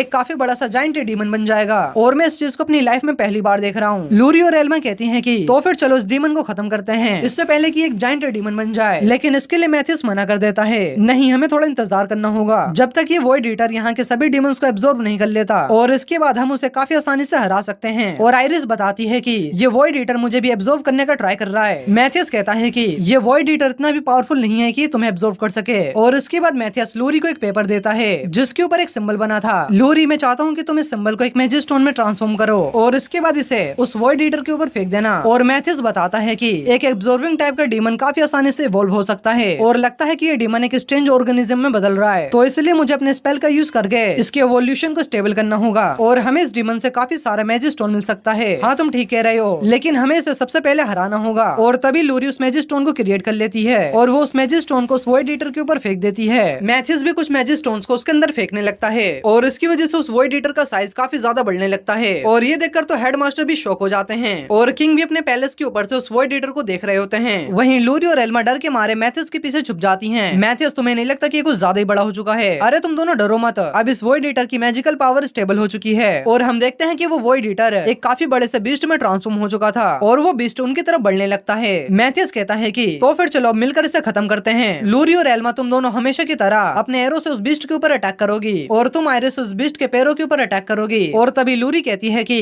लेकिन मैथियस, तुम्हारे पास तो ज्यादा मैजिकल पावर नहीं बची है। हाँ तुमने ठीक कहा, लेकिन तुम चिंता मत करो, मैं इसे आराम से हैंडल कर लूंगा। और मैथियस उस बीस्ट की तरफ काफी तेजी से बढ़ने लगता है और वो बीस्ट मैथियस को अपने पैर से कुचलने की कोशिश करता है, लेकिन वो उसके अटैक से बच जाता है। और तभी आयरिस उस बीस्ट के पैरों के ऊपर अटैक करती है और इसकी वजह से वो बीस्ट दर्द के मारे चिल्लाने लगता है। और इसके बाद मैथियस खुद को एनहेंस करके अपनी सोर्ड की मदद से उस बीस्ट की आंखों के ऊपर अटैक कर देता है और इस अटैक की वजह से वो बीस्ट पागल हो जाता है। और इसके बाद मैथियस एक क्रिस्टल को बाहर निकालता है, वो उस क्रिस्टल को तोड़ देता है जिसकी वजह से उसकी सोर्ड ग्लो करने लगती है। और इसके बाद Matthias special magic power enchantment का यूज करके उस बीस्ट के पैरों के ऊपर अटैक कर देता है, लेकिन इस अटैक का उस बीस्ट के ऊपर कोई भी फर्क नहीं पड़ता और वो अपने आप को दोबारा से रिजनरेट कर लेता है। और ये देखकर मैथियस अपनी सोर्ड के ऊपर एन्चेंटिंग करता है और उस बीस्ट के ऊपर अटैक कर देता है। और इसके बाद मैथियस एक और स्टोन को बाहर निकालता है और वो अपनी सोर्ड के ऊपर double special magic power enchantment का यूज करता है और अपनी सोर्ड की मदद से उस बीस्ट के ऊपर कई सारे स्लैश अटैक करता है, लेकिन वो खुद को दोबारा से रिजनरेट कर लेता है। और इसके बाद मैथियस उस बीस्ट के आसपास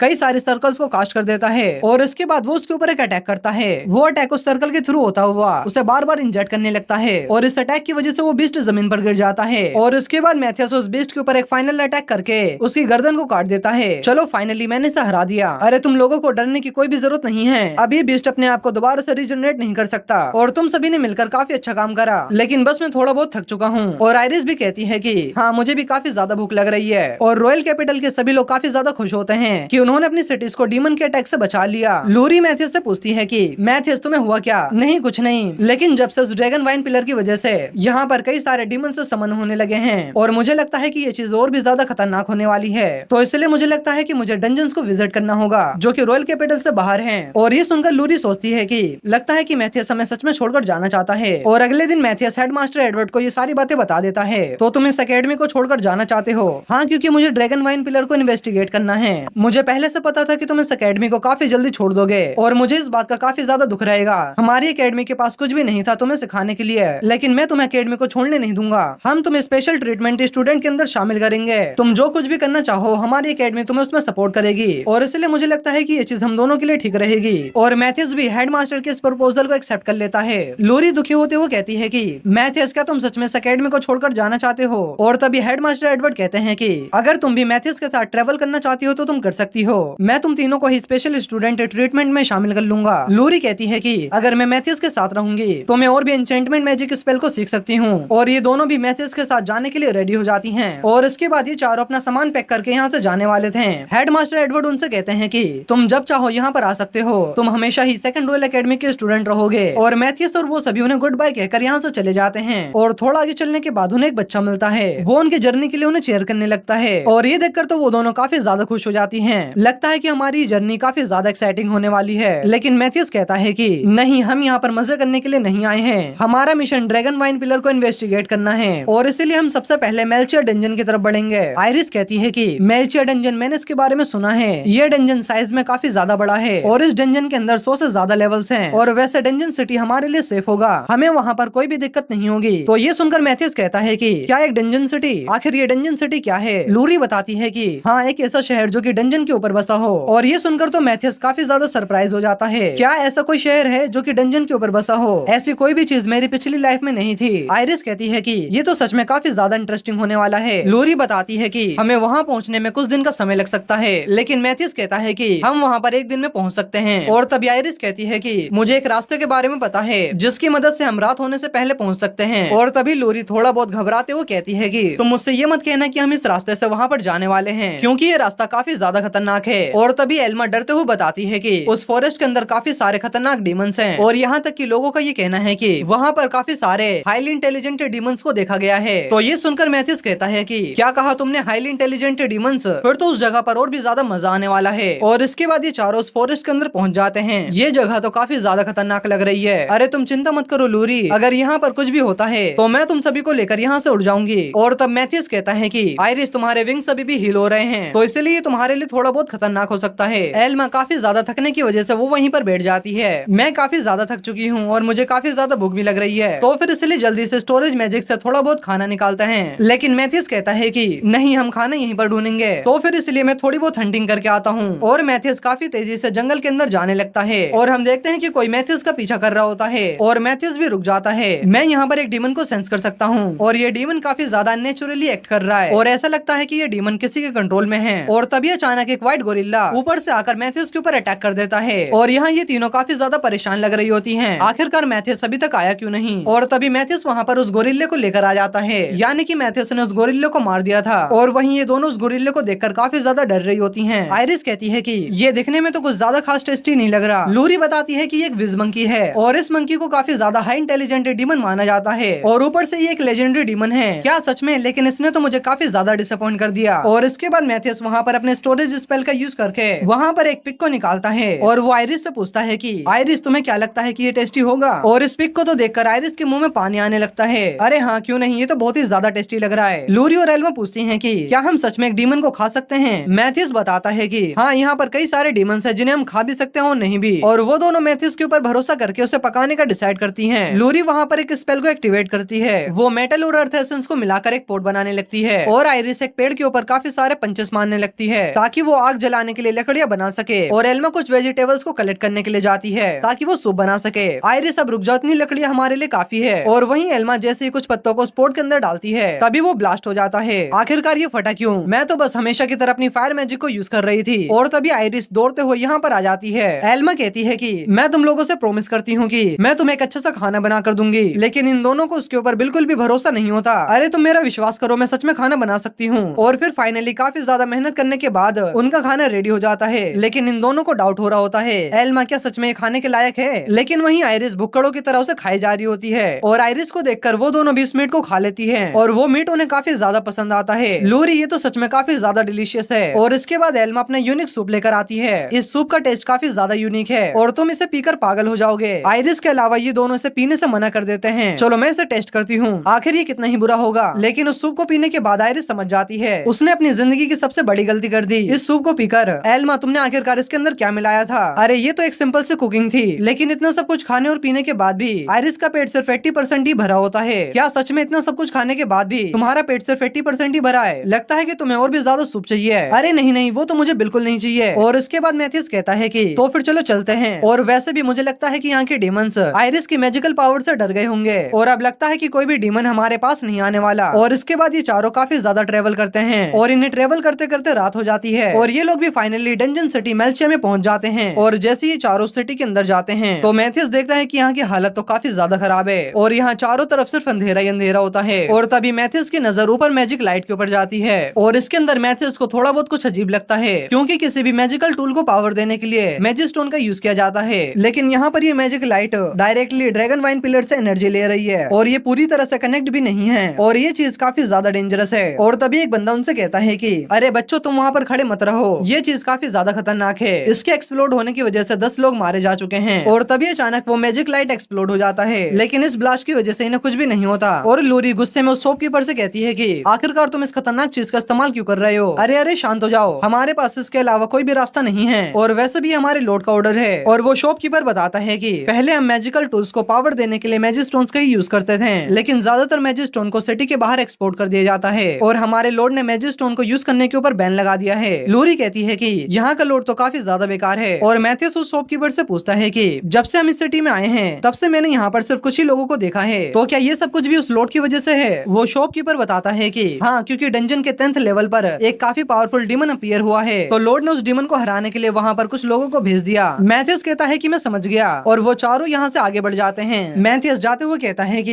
यहाँ का लॉर्ड एक घटिया इंसान है और उसने डीमन से फाइट करने के लिए उन लोगों को भेजा जिनके पास फाइटिंग का एक्सपीरियंस नहीं है और ये लोग यहाँ पर जो वेपन से सेल कर रहे हैं ये भी कुछ खास क्वालिटी के नहीं है। और इसके बाद मैथ्यूस एक गिल्ड के बाहर पहुंच जाता है। लूरी पूछती है कि वैसे हम यहाँ पर क्या कर रहे हैं? मैथ्यूस बताता है कि किसी भी डंजन में जाने से पहले हमें गिल्ड की परमिशन लेनी होती है और इसलिए हम यहाँ पर परमिट के लिए आए हैं। वो चारों अंदर चले जाते हैं। मैथ्यूस रिसेप्शनिस्ट से कहता है कि मैं डंजन में एंट्री के लिए परमिट को अप्लाई करना चाहता हूँ। वो उसे बताती है कि तुम्हें परमिट तो मिल जाएगा, लेकिन ये परमिट तुम्हें गिल्ड नहीं बल्कि लॉर्ड देंगे और अगर तुम मेल्चे सिटी में रहना चाहते हो तो तुम्हें हमारे लॉर्ड के सारे रूल्स को मानने पड़ेंगे और अगर तुम जैसे बच्चे डंजन में जाने की वजह से मर जाते हैं तो इसके रिस्पॉन्सिबल हमारे लॉर्ड नहीं होंगे। वहीं मैथ्यूस को इन रूल्स से कोई भी दिक्कत नहीं होती और ये सब कुछ देखकर वहाँ पर बैठा एक बंदा कहता है कि क्या ही बकवास है, जब हम बड़े उस डीमन को नहीं हरा पाए तो तुम बच्चे क्या ही उसके सामने टिक पाओगे। लेकिन मैथ्यूस उसकी बातों पर ध्यान नहीं देता और वो उस रिसेप्शनिस्ट को 4 परमिट सप्लाई करने के लिए कहता है। और तभी एक दूसरी रिसेप्शनिस्ट दौड़ते हुए यहाँ पर आती है। वो बताती है कि डीमंस ने कई सारे लोगों को इंजर्ड कर दिया है और अगर कोई यहाँ पर हीलिंग मैजिक का यूज कर सकता है तो फिर वो मेरे साथ चले। मैथ्यूस कहता है कि मैं हीलिंग मैजिक का यूज कर सकता हूँ। और जब ये लोग वहाँ पर पहुँचते हैं तो वो ये देखकर काफी ज्यादा शॉक हो जाते हैं क्योंकि यहाँ पर काफी सारे लोग काफी बुरी तरह से इंजर्ड होते हैं और यहाँ का माहौल काफी ज्यादा इंटेंस होता है। और ये देखकर मैथ्यूस उस लड़की से पूछता है कि क्या तुम्हारे पास और भी ज्यादा हीलिंग मैजिक नहीं है? वो लड़की उसे बताती है कि पहले हमने काफी सारे हीलर्स को हायर करा था और फिर इसके बाद उन्हें निकाल दिया गया क्योंकि यहाँ के लॉर्ड ज्यादा पैसे खर्च नहीं करना चाहते थे। और ये सुनकर मैथ्यूस को काफी ज्यादा गुस्सा आता है। वो कमीना लॉर्ड इन सभी लाइफ की कीमत चुकाएगा। और इसके बाद मैथ्यूस अपनी एक टेक्निक का यूज करता है और इसकी मदद से उन सभी पेशेंट की मैजिकल पावर को ऑब्जर्व करता है ताकि वो देख सके कि कौन सा पेशेंट सबसे ज्यादा इंजर्ड है। और इसके बाद मैथ्यूस उन सभी पेशेंट्स को उनकी इंजरीज के अकॉर्डिंग उन्हें नंबर दे देता है। और मैथ्यूस जैसे एक पेशेंट को हील कर रहा होता है तभी वहाँ पर कुछ लोग आ जाते हैं। वो मैथ्यूस को इससे दूर हटने के लिए कहते हैं बच्चे आखिरकार तुम यहाँ पर क्या कर रहे हो? ये काफी ज्यादा सीरियस सिचुएशन है तो इसलिए तुम हमें डिस्टर्ब मत करो। मैथ्यूस उससे पूछता है कि क्या तुम अकेले ही सबको बचा सकते हो? वो बंदा कहता है कि ऑफ कोर्स नहीं, मैं सिर्फ उसी को बचा सकता हूँ जिसके सर्वाइविंग के चांसेस काफी ज्यादा हो। मैं यहाँ पर अपना बेस्ट दूंगा और ज्यादा से ज्यादा लोगों को बचाने की कोशिश करूंगा। तो मैथ्यूस उससे कहता है कि तो फिर तुम मुझे ध्यान से देखो। और जैसे ही मैथ्यूस अपने क्रेस्ट ऑफ फेलियर को एक्टिवेट करता है उसे देखकर ये बंदा कहता है कि चलो देखते हैं कि क्रेस्ट ऑफ फेलियर क्या कर सकता है। मैथ्यूस सबसे पहले उस पेशेंट की ब्लीडिंग को रोकता है और फिर इसके बाद उसके डैमेज ऑर्गन्स को हील करता है और लास्ट में वो उसके पेट को सील कर देता है। और ये देखकर तो वो बंदा काफी ज्यादा शॉक हो जाता है, इस बच्चे ने कैसे पेशेंट को हील कर दिया जिसकी हालत काफी ज्यादा बुरी थी। मैंने इन सभी पेशेंट्स को इनकी इंजरी के अकॉर्डिंग एक नंबर दिया है, हम आपकी मदद से इन सभी पेशेंट्स को बचा सकते हैं। और इसके बाद ये बंदा इन सभी को ऑर्डर देता है कि अपने हीलिंग मैजिक का यूज करके इन सभी को बचाने की कोशिश करो। और इसके बाद ये सभी लोग मिलकर एक एक करके उन सभी पेशेंट्स को हील करने लगते हैं। और तभी यहाँ पर वो दोनों बंदे भी आ जाते हैं जो कि गिल्ड में बैठे हुए थे और ये दोनों भी उनकी मदद करने लगते हैं। और फिर काफी ज्यादा मेहनत करने के बाद ये सभी मिलकर उन सभी पेशेंट्स को ठीक कर देते हैं। और तभी वो बंदा मैथ्यूस के पास आता है। मुझे लगा था कि तुम एक बच्चे हो लेकिन तुम तो सच में काफी अच्छे हीलर निकले। नहीं, मैं कोई हीलर नहीं हूँ और वैसे भी मैं अपने हीलिंग मैजिक का काफी कम यूज करता हूँ। लेकिन फिर भी वो बंदा सबकी जान बचाने के लिए मैथ्यूस को थैंक्स कहता है। मैथ्यूस उससे कहता है कि दरअसल मैं आपसे कुछ पूछना चाहता हूँ, यहाँ के जो प्रीवियस लॉर्ड थे आखिरकार उन्होंने अपनी पोजीशन को क्यों छोड़ दी? और वो अपने मन में कहता है कि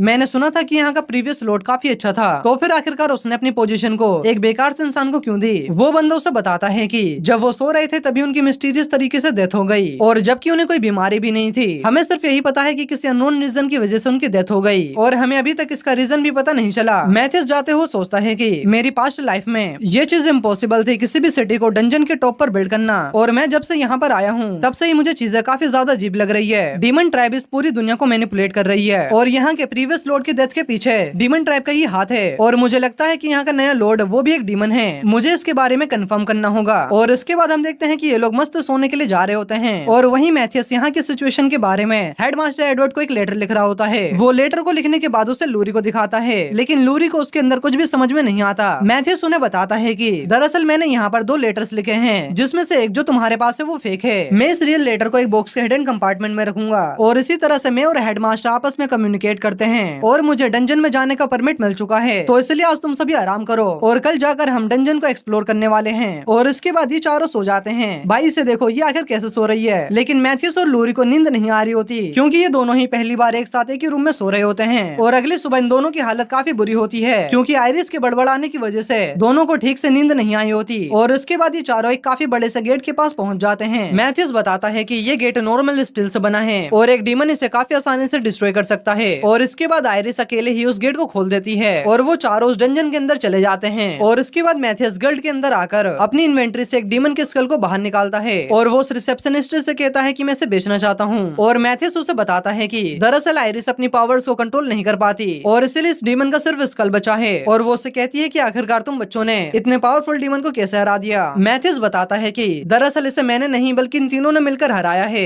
हम इसे खरीद तो सकते हैं लेकिन हम इसके पैसे तुम्हें कुछ दिनों के बाद देंगे क्योंकि इससे पहले हमें यहाँ की लॉर्ड की परमिशन लेनी होती है। और इसके बाद ये रिसेप्शनिस्ट इन चारों के बारे में एक रिपोर्ट बनाने लगती है और तभी मैथियस अपनी स्टेल्थ मैजिक का यूज करता है और वो रिपोर्ट के अंदर देखता है कि उसने लूरी, एल्मा और आयरिस को काफी ज्यादा पावरफुल बताया है। और वहीं वो मैथियस को एक हीलर के रूप में मेंशन करती है। आयरिस को काफी ज्यादा भूख लग रही होती है। मैथियस कहता है कि मैं कुछ मटेरियल्स को कैश के लिए एक्सचेंज करना चाहता हूँ और ये सुनकर वो शॉक हो जाती है कि इनके पास और भी चीजें हैं सेल करने के लिए। और इसके बाद हमें पहली बार मेल्चर सिटी के लॉर्ड को दिखाया जाता है और वो मैथियस की टीम की रिपोर्ट पढ़ रहा होता है। इन लोगों ने इस डीमन को हरा दिया, लगता है कि चीजें और भी ज्यादा इंटरेस्टिंग होने वाली है। और यहाँ ये चारों डिनर कर रहे होते हैं। तुम लोगों ने आज मेरे बिना हेल्प के काफी अच्छा काम करा। लूरी कहती है कि हमारा टीम वर्क पहले से काफी ज्यादा बेटर हो रहा है। और डिनर करने के बाद ये लोग यहाँ से जा रहे होते हैं। अरे मेरा पेट अभी भी नहीं भरा, मैं तो अभी और भी ज्यादा खा सकती हूँ। और तभी मैथियस नोटिस करता है कि कुछ लोग उनका पीछा कर रहे हैं और तभी मैथियस अपने रूट को चेंज कर लेता है। आयरिस कहती है कि मैथियस लेकिन हमारा होटल तो इस साइड है। और फिर थोड़ा आगे चलने के बाद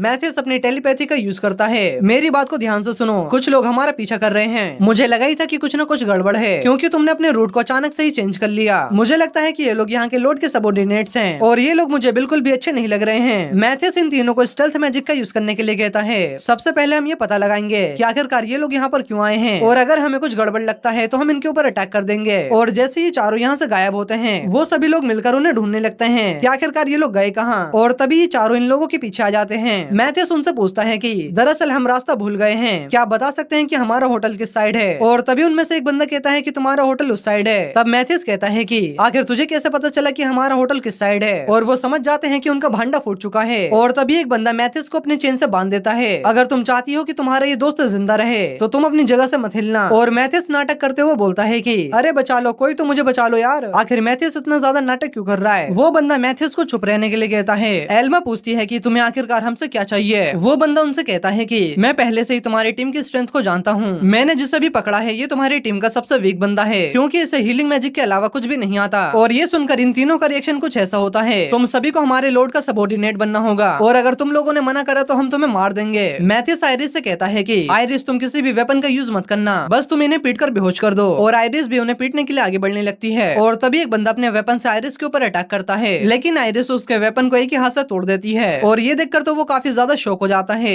ये लड़की तो सच में एक मॉन्स्टर है। और तभी आयरिस एक लात मारकर उसे जमीन पर पटक देती है और इसके बाद काफी सारे बंदे उसके ऊपर अटैक करने के लिए आते हैं लेकिन आयरिस एक एक करके उन्हें काफी बुरी तरह से पीट देती है। वो बंदा आयरिस से कहता है कि वहीं पर रुक जाओ वरना मैं तुम्हारे दोस्त को मार दूंगा। और इस मौके का फायदा उठाकर मैथियस वहाँ से हट जाता है और आयरिस उसे भी एक पंच मारकर सुला देती है। और इसके बाद मैथियस उन सभी के ऊपर डिटेक्शन मैजिक का यूज करता है ताकि वो आसपास के डीमंस के बारे में पता लगा सके क्योंकि ये सारा काम डीमंस का ही होता है। और अगली सुबह जब ये सभी सोकर उठते हैं तो वो देखते हैं कि मैथियस के हाथ में एक लेटर है। मैथियस उन्हें बताता है कि ये लेटर किंग के मैसेंजर ने भेजा है और इसीलिए हम सभी को बाहर जाना होगा। और इसके बाद ये चारों एक लोकेशन पर पहुंच जाते हैं जहां उन्हें कोई भी दिखाई नहीं दे रहा होता। मैथियस कहता है कि मैं जानता हूं कि तुम यहीं पर हो तो इसलिए बाहर आ जाओ। और तभी एक बंदा अंधेरे में से बाहर आता है, मुझे इसके लिए माफ कर देना। दरअसल किंग ने मुझसे कहा था कि मैं किसी के भी सामने खुद से ना जाऊं जब तक कि मैथियस तुम्हें खुद से ना ढूंढ ले और मुझे पूरा यकीन था कि तुम मुझे ढूंढ लोगे। और वो उन्हें अपना नाम आइक बताता है। मैथियस कहता है कि तुमने इस लोकेशन को इसलिए चुना होगा ताकि तुम यहाँ के लॉर्ड के ऊपर नजर रख सको। हाँ तुमने सही कहा। और इसके बाद आइक मैथियस को किंग का एक लेटर पढ़कर बताता है। किंग चाहते हैं कि मैं सिटी ऑफ मेल्चा के लॉर्ड को अरेस्ट करूं और वो चाहते हैं कि तुम और तुम्हारी टीम इस काम में मेरी मदद करें। और मैथियस भी आइक का साथ देने के लिए मान जाता है और वो तीनों भी कहती हैं कि हाँ हम तुम्हारे साथ हैं। मैथियस आइक को बताता है कि मैंने यहाँ के लॉर्ड के ऊपर डिटेक्शन मैजिक अप्लाई कर रखा है और वो भी अपने मेंशन में है। लेकिन आइक बताता है कि वहाँ पर तो काफी सारे सोल्जर्स हैं जो कि उस जगह को प्रोटेक्ट कर रहे हैं और अगर तुम चाहो तो मैं यहाँ पर अपने कुछ सबऑर्डिनेट्स को बुला सकता हूँ। नहीं, इसकी कोई भी जरूरत नहीं है, हम इस चीज को खुद से ही हैंडल करेंगे। और इसके बाद वो सभी उस लॉर्ड के मेंशन के बाहर पहुंच जाते हैं। वो देखते हैं कि इस मेंशन के आसपास तो कोई भी नहीं है और तभी मैथियस अपने डिटेक्शन मैजिक का यूज करता है। वो उन्हें बताता है कि इस बिल्डिंग के अंदर काफी सारे लोग हैं। आइक मैथियस से पूछता है कि क्या ये हो सकता है कि किसी ने हमें नोटिस कर लिया हो। हाँ, ये हो सकता है। तो आइक डर के मारे कहता है कि तो फिर ये काफी ज्यादा खतरनाक हो सकता है और हमें आज उनके ऊपर अटैक नहीं करना चाहिए। नहीं, हम आज ही उनके ऊपर अटैक करेंगे और तुम इसकी चिंता मत करो। और इसके बाद ये सभी लोग उस मेंशन के गेट को तोड़कर सीधा अंदर घुस जाते हैं और ये देखकर वहाँ के गार्ड्स एक साथ मिलकर अपने अपने मैजिक से उनके ऊपर अटैक कर देते हैं। और उस अटैक से बचने के लिए लूरी उन सभी के ऊपर एक शील्ड बना देती है। लूरी, तुमने काफी अच्छा काम करा, अब तुम एक स्पेल को काफी जल्दी कास्ट कर पा रही हो। और इसके बाद मैथियस अपने क्रिस्ट ऑफ फेलियर को एक्टिवेट करके उन सभी के ऊपर एक लाइटनिंग अटैक करता है और उसने सिर्फ एक ही अटैक से यहाँ पर सभी लोगों को हरा दिया होता है। अरे मुझे तो लड़ने का मौका मिला ही नहीं। और वो लोग देखते हैं कि यहाँ पर तो मेल्चा सिटी का लॉर्ड नहीं है। आइक कहता है कि हो सकता है कि वो सेकंड फ्लोर पर हो, लेकिन मैथियस उसे बताता है कि जब मैंने डिटेक्शन मैजिक का यूज करा था तो मुझे कोई भी सेकंड फ्लोर के ऊपर नहीं मिला था, लेकिन मैं यहाँ के बेसमेंट से कुछ सेंस कर सकता हूँ। और तब लूरी बताती है कि लेकिन इस ब्लूप्रिंट के अकॉर्डिंग यहाँ पर कोई भी बेसमेंट नहीं है। और तब मैथियस उस बेसमेंट को ढूंढने लगता है और उसे वो बेसमेंट मिल भी जाता है जो कि एक पेंटिंग के पीछे था। और यहाँ बेसमेंट के अंदर मेल्चा सिटी का लॉर्ड किसी मिस्टीरियस बंदे से बात कर रहा होता है। तुम्हें क्या लगता है कि जिन लोगों ने हमारे ऊपर अटैक करा है, क्या हमारे सबऑर्डिनेट्स ने उन्हें मार दिया होगा? वो मिस्टीरियस बंदा कहता है कि अगर ऐसा होता तो कोई ना कोई आकर हमें जरूर रिपोर्ट करता। वो कहता है कि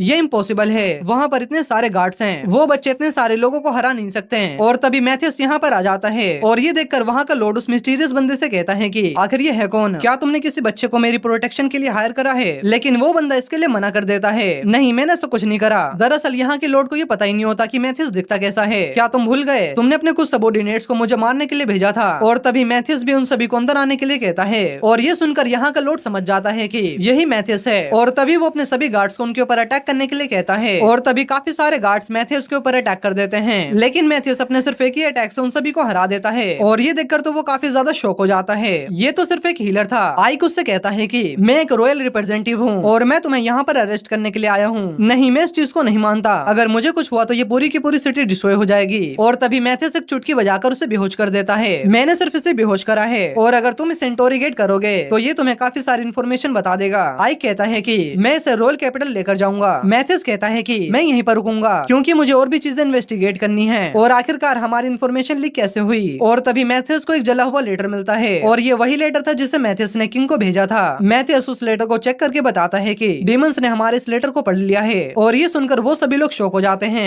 एल्मा कहती है कि तो फिर आखिरकार यहाँ के लॉर्ड और डीमन का प्लान है क्या? मुझे लगता है कि उनका टारगेट मेल्चा सिटी का डंजन है। लूरी शॉक होते हुए कहती है कि क्या उनका टारगेट यहाँ के मैजिक स्टोन्स हैं? नहीं, मुझे लगता है कि उनका टारगेट ड्रैगन वाइन है क्योंकि यहाँ के डंजन में जो ड्रैगन वाइन है वो रॉयल कैपिटल से काफी ज्यादा बड़ा है और अगर उन डीमंस ने उसके ऊपर स्पेल कास्ट कर दिया तो ये पूरा का पूरा वर्ल्ड डिस्ट्रॉय हो जाएगा। और तभी लूरी को सेंस करती है और अचानक से ही वो पूरी की पूरी जगह हिलने लगती है। मैथियस कहता है कि ये कोई अर्थक्वेक नहीं है, मुझे लगता है कि डीमंस ने ड्रैगन वाइन को डिस्टर्ब करना शुरू कर दिया है। और वहीं मेल्चा सिटी के अंदर अलग अलग हिस्सों में कई सारे डीमंस अपीयर होने लगते हैं और ये लोग भी एक साथ इतने सारे डीमंस की मैजिकल पावर को सेंस कर पा रहे होते हैं। मैथियस कहता है कि हमें डीमंस को रोकना होगा ड्रैगन वाइन को डिस्टर्ब करने से, वरना यहाँ पर काफी सारे डीमंस आ जाएंगे और उन डीमंस के आर्मी को यहाँ पहुँचने में 2 घंटे लग जाएंगे। हमें इन 2 घंटों के अंदर उन डीमंस को हराना होगा। और इसके बाद ये सभी लोग डंजन के अंदर पहुँच जाते हैं लेकिन उन्हें वहाँ पर कोई भी डीमन दिखाई नहीं देता। मुझे लगता है कि वो सारे डीमंस नीचे वाले लेवल पर छुपे हुए हैं और हो सकता है कि उन्होंने यहाँ पर कोई ट्रैप लगाया हो। और इसके बाद मैथियस आयरिस को इस दीवार को तोड़ने के लिए कहता है और आयरिस भी उस दीवार को तोड़ने लगती है और जैसी वो दीवार टूटती है उन्हें वहाँ पर वो ड्रैगन वाइन मिल जाता है और वो लोग इसके अंदर से काफी पावरफुल मैजिक को सेंस कर पा रहे होते हैं और यहाँ पर वो एक डिमोनिक ऑरा को भी फील कर पा रहे होते हैं। मैथियस उन्हें बताता है कि डीमन सबसे पहले यहाँ पर आ चुके हैं और उन्होंने इस ड्रैगन वाइन पिलर के ऊपर पहले ही अपना मैकेनिज्म सेट कर रखा है और इस बार वो अपने फाइनल स्टेप को पूरा करने वाले हैं। मैथियस तो फिर क्या हम इसे रोक नहीं सकते?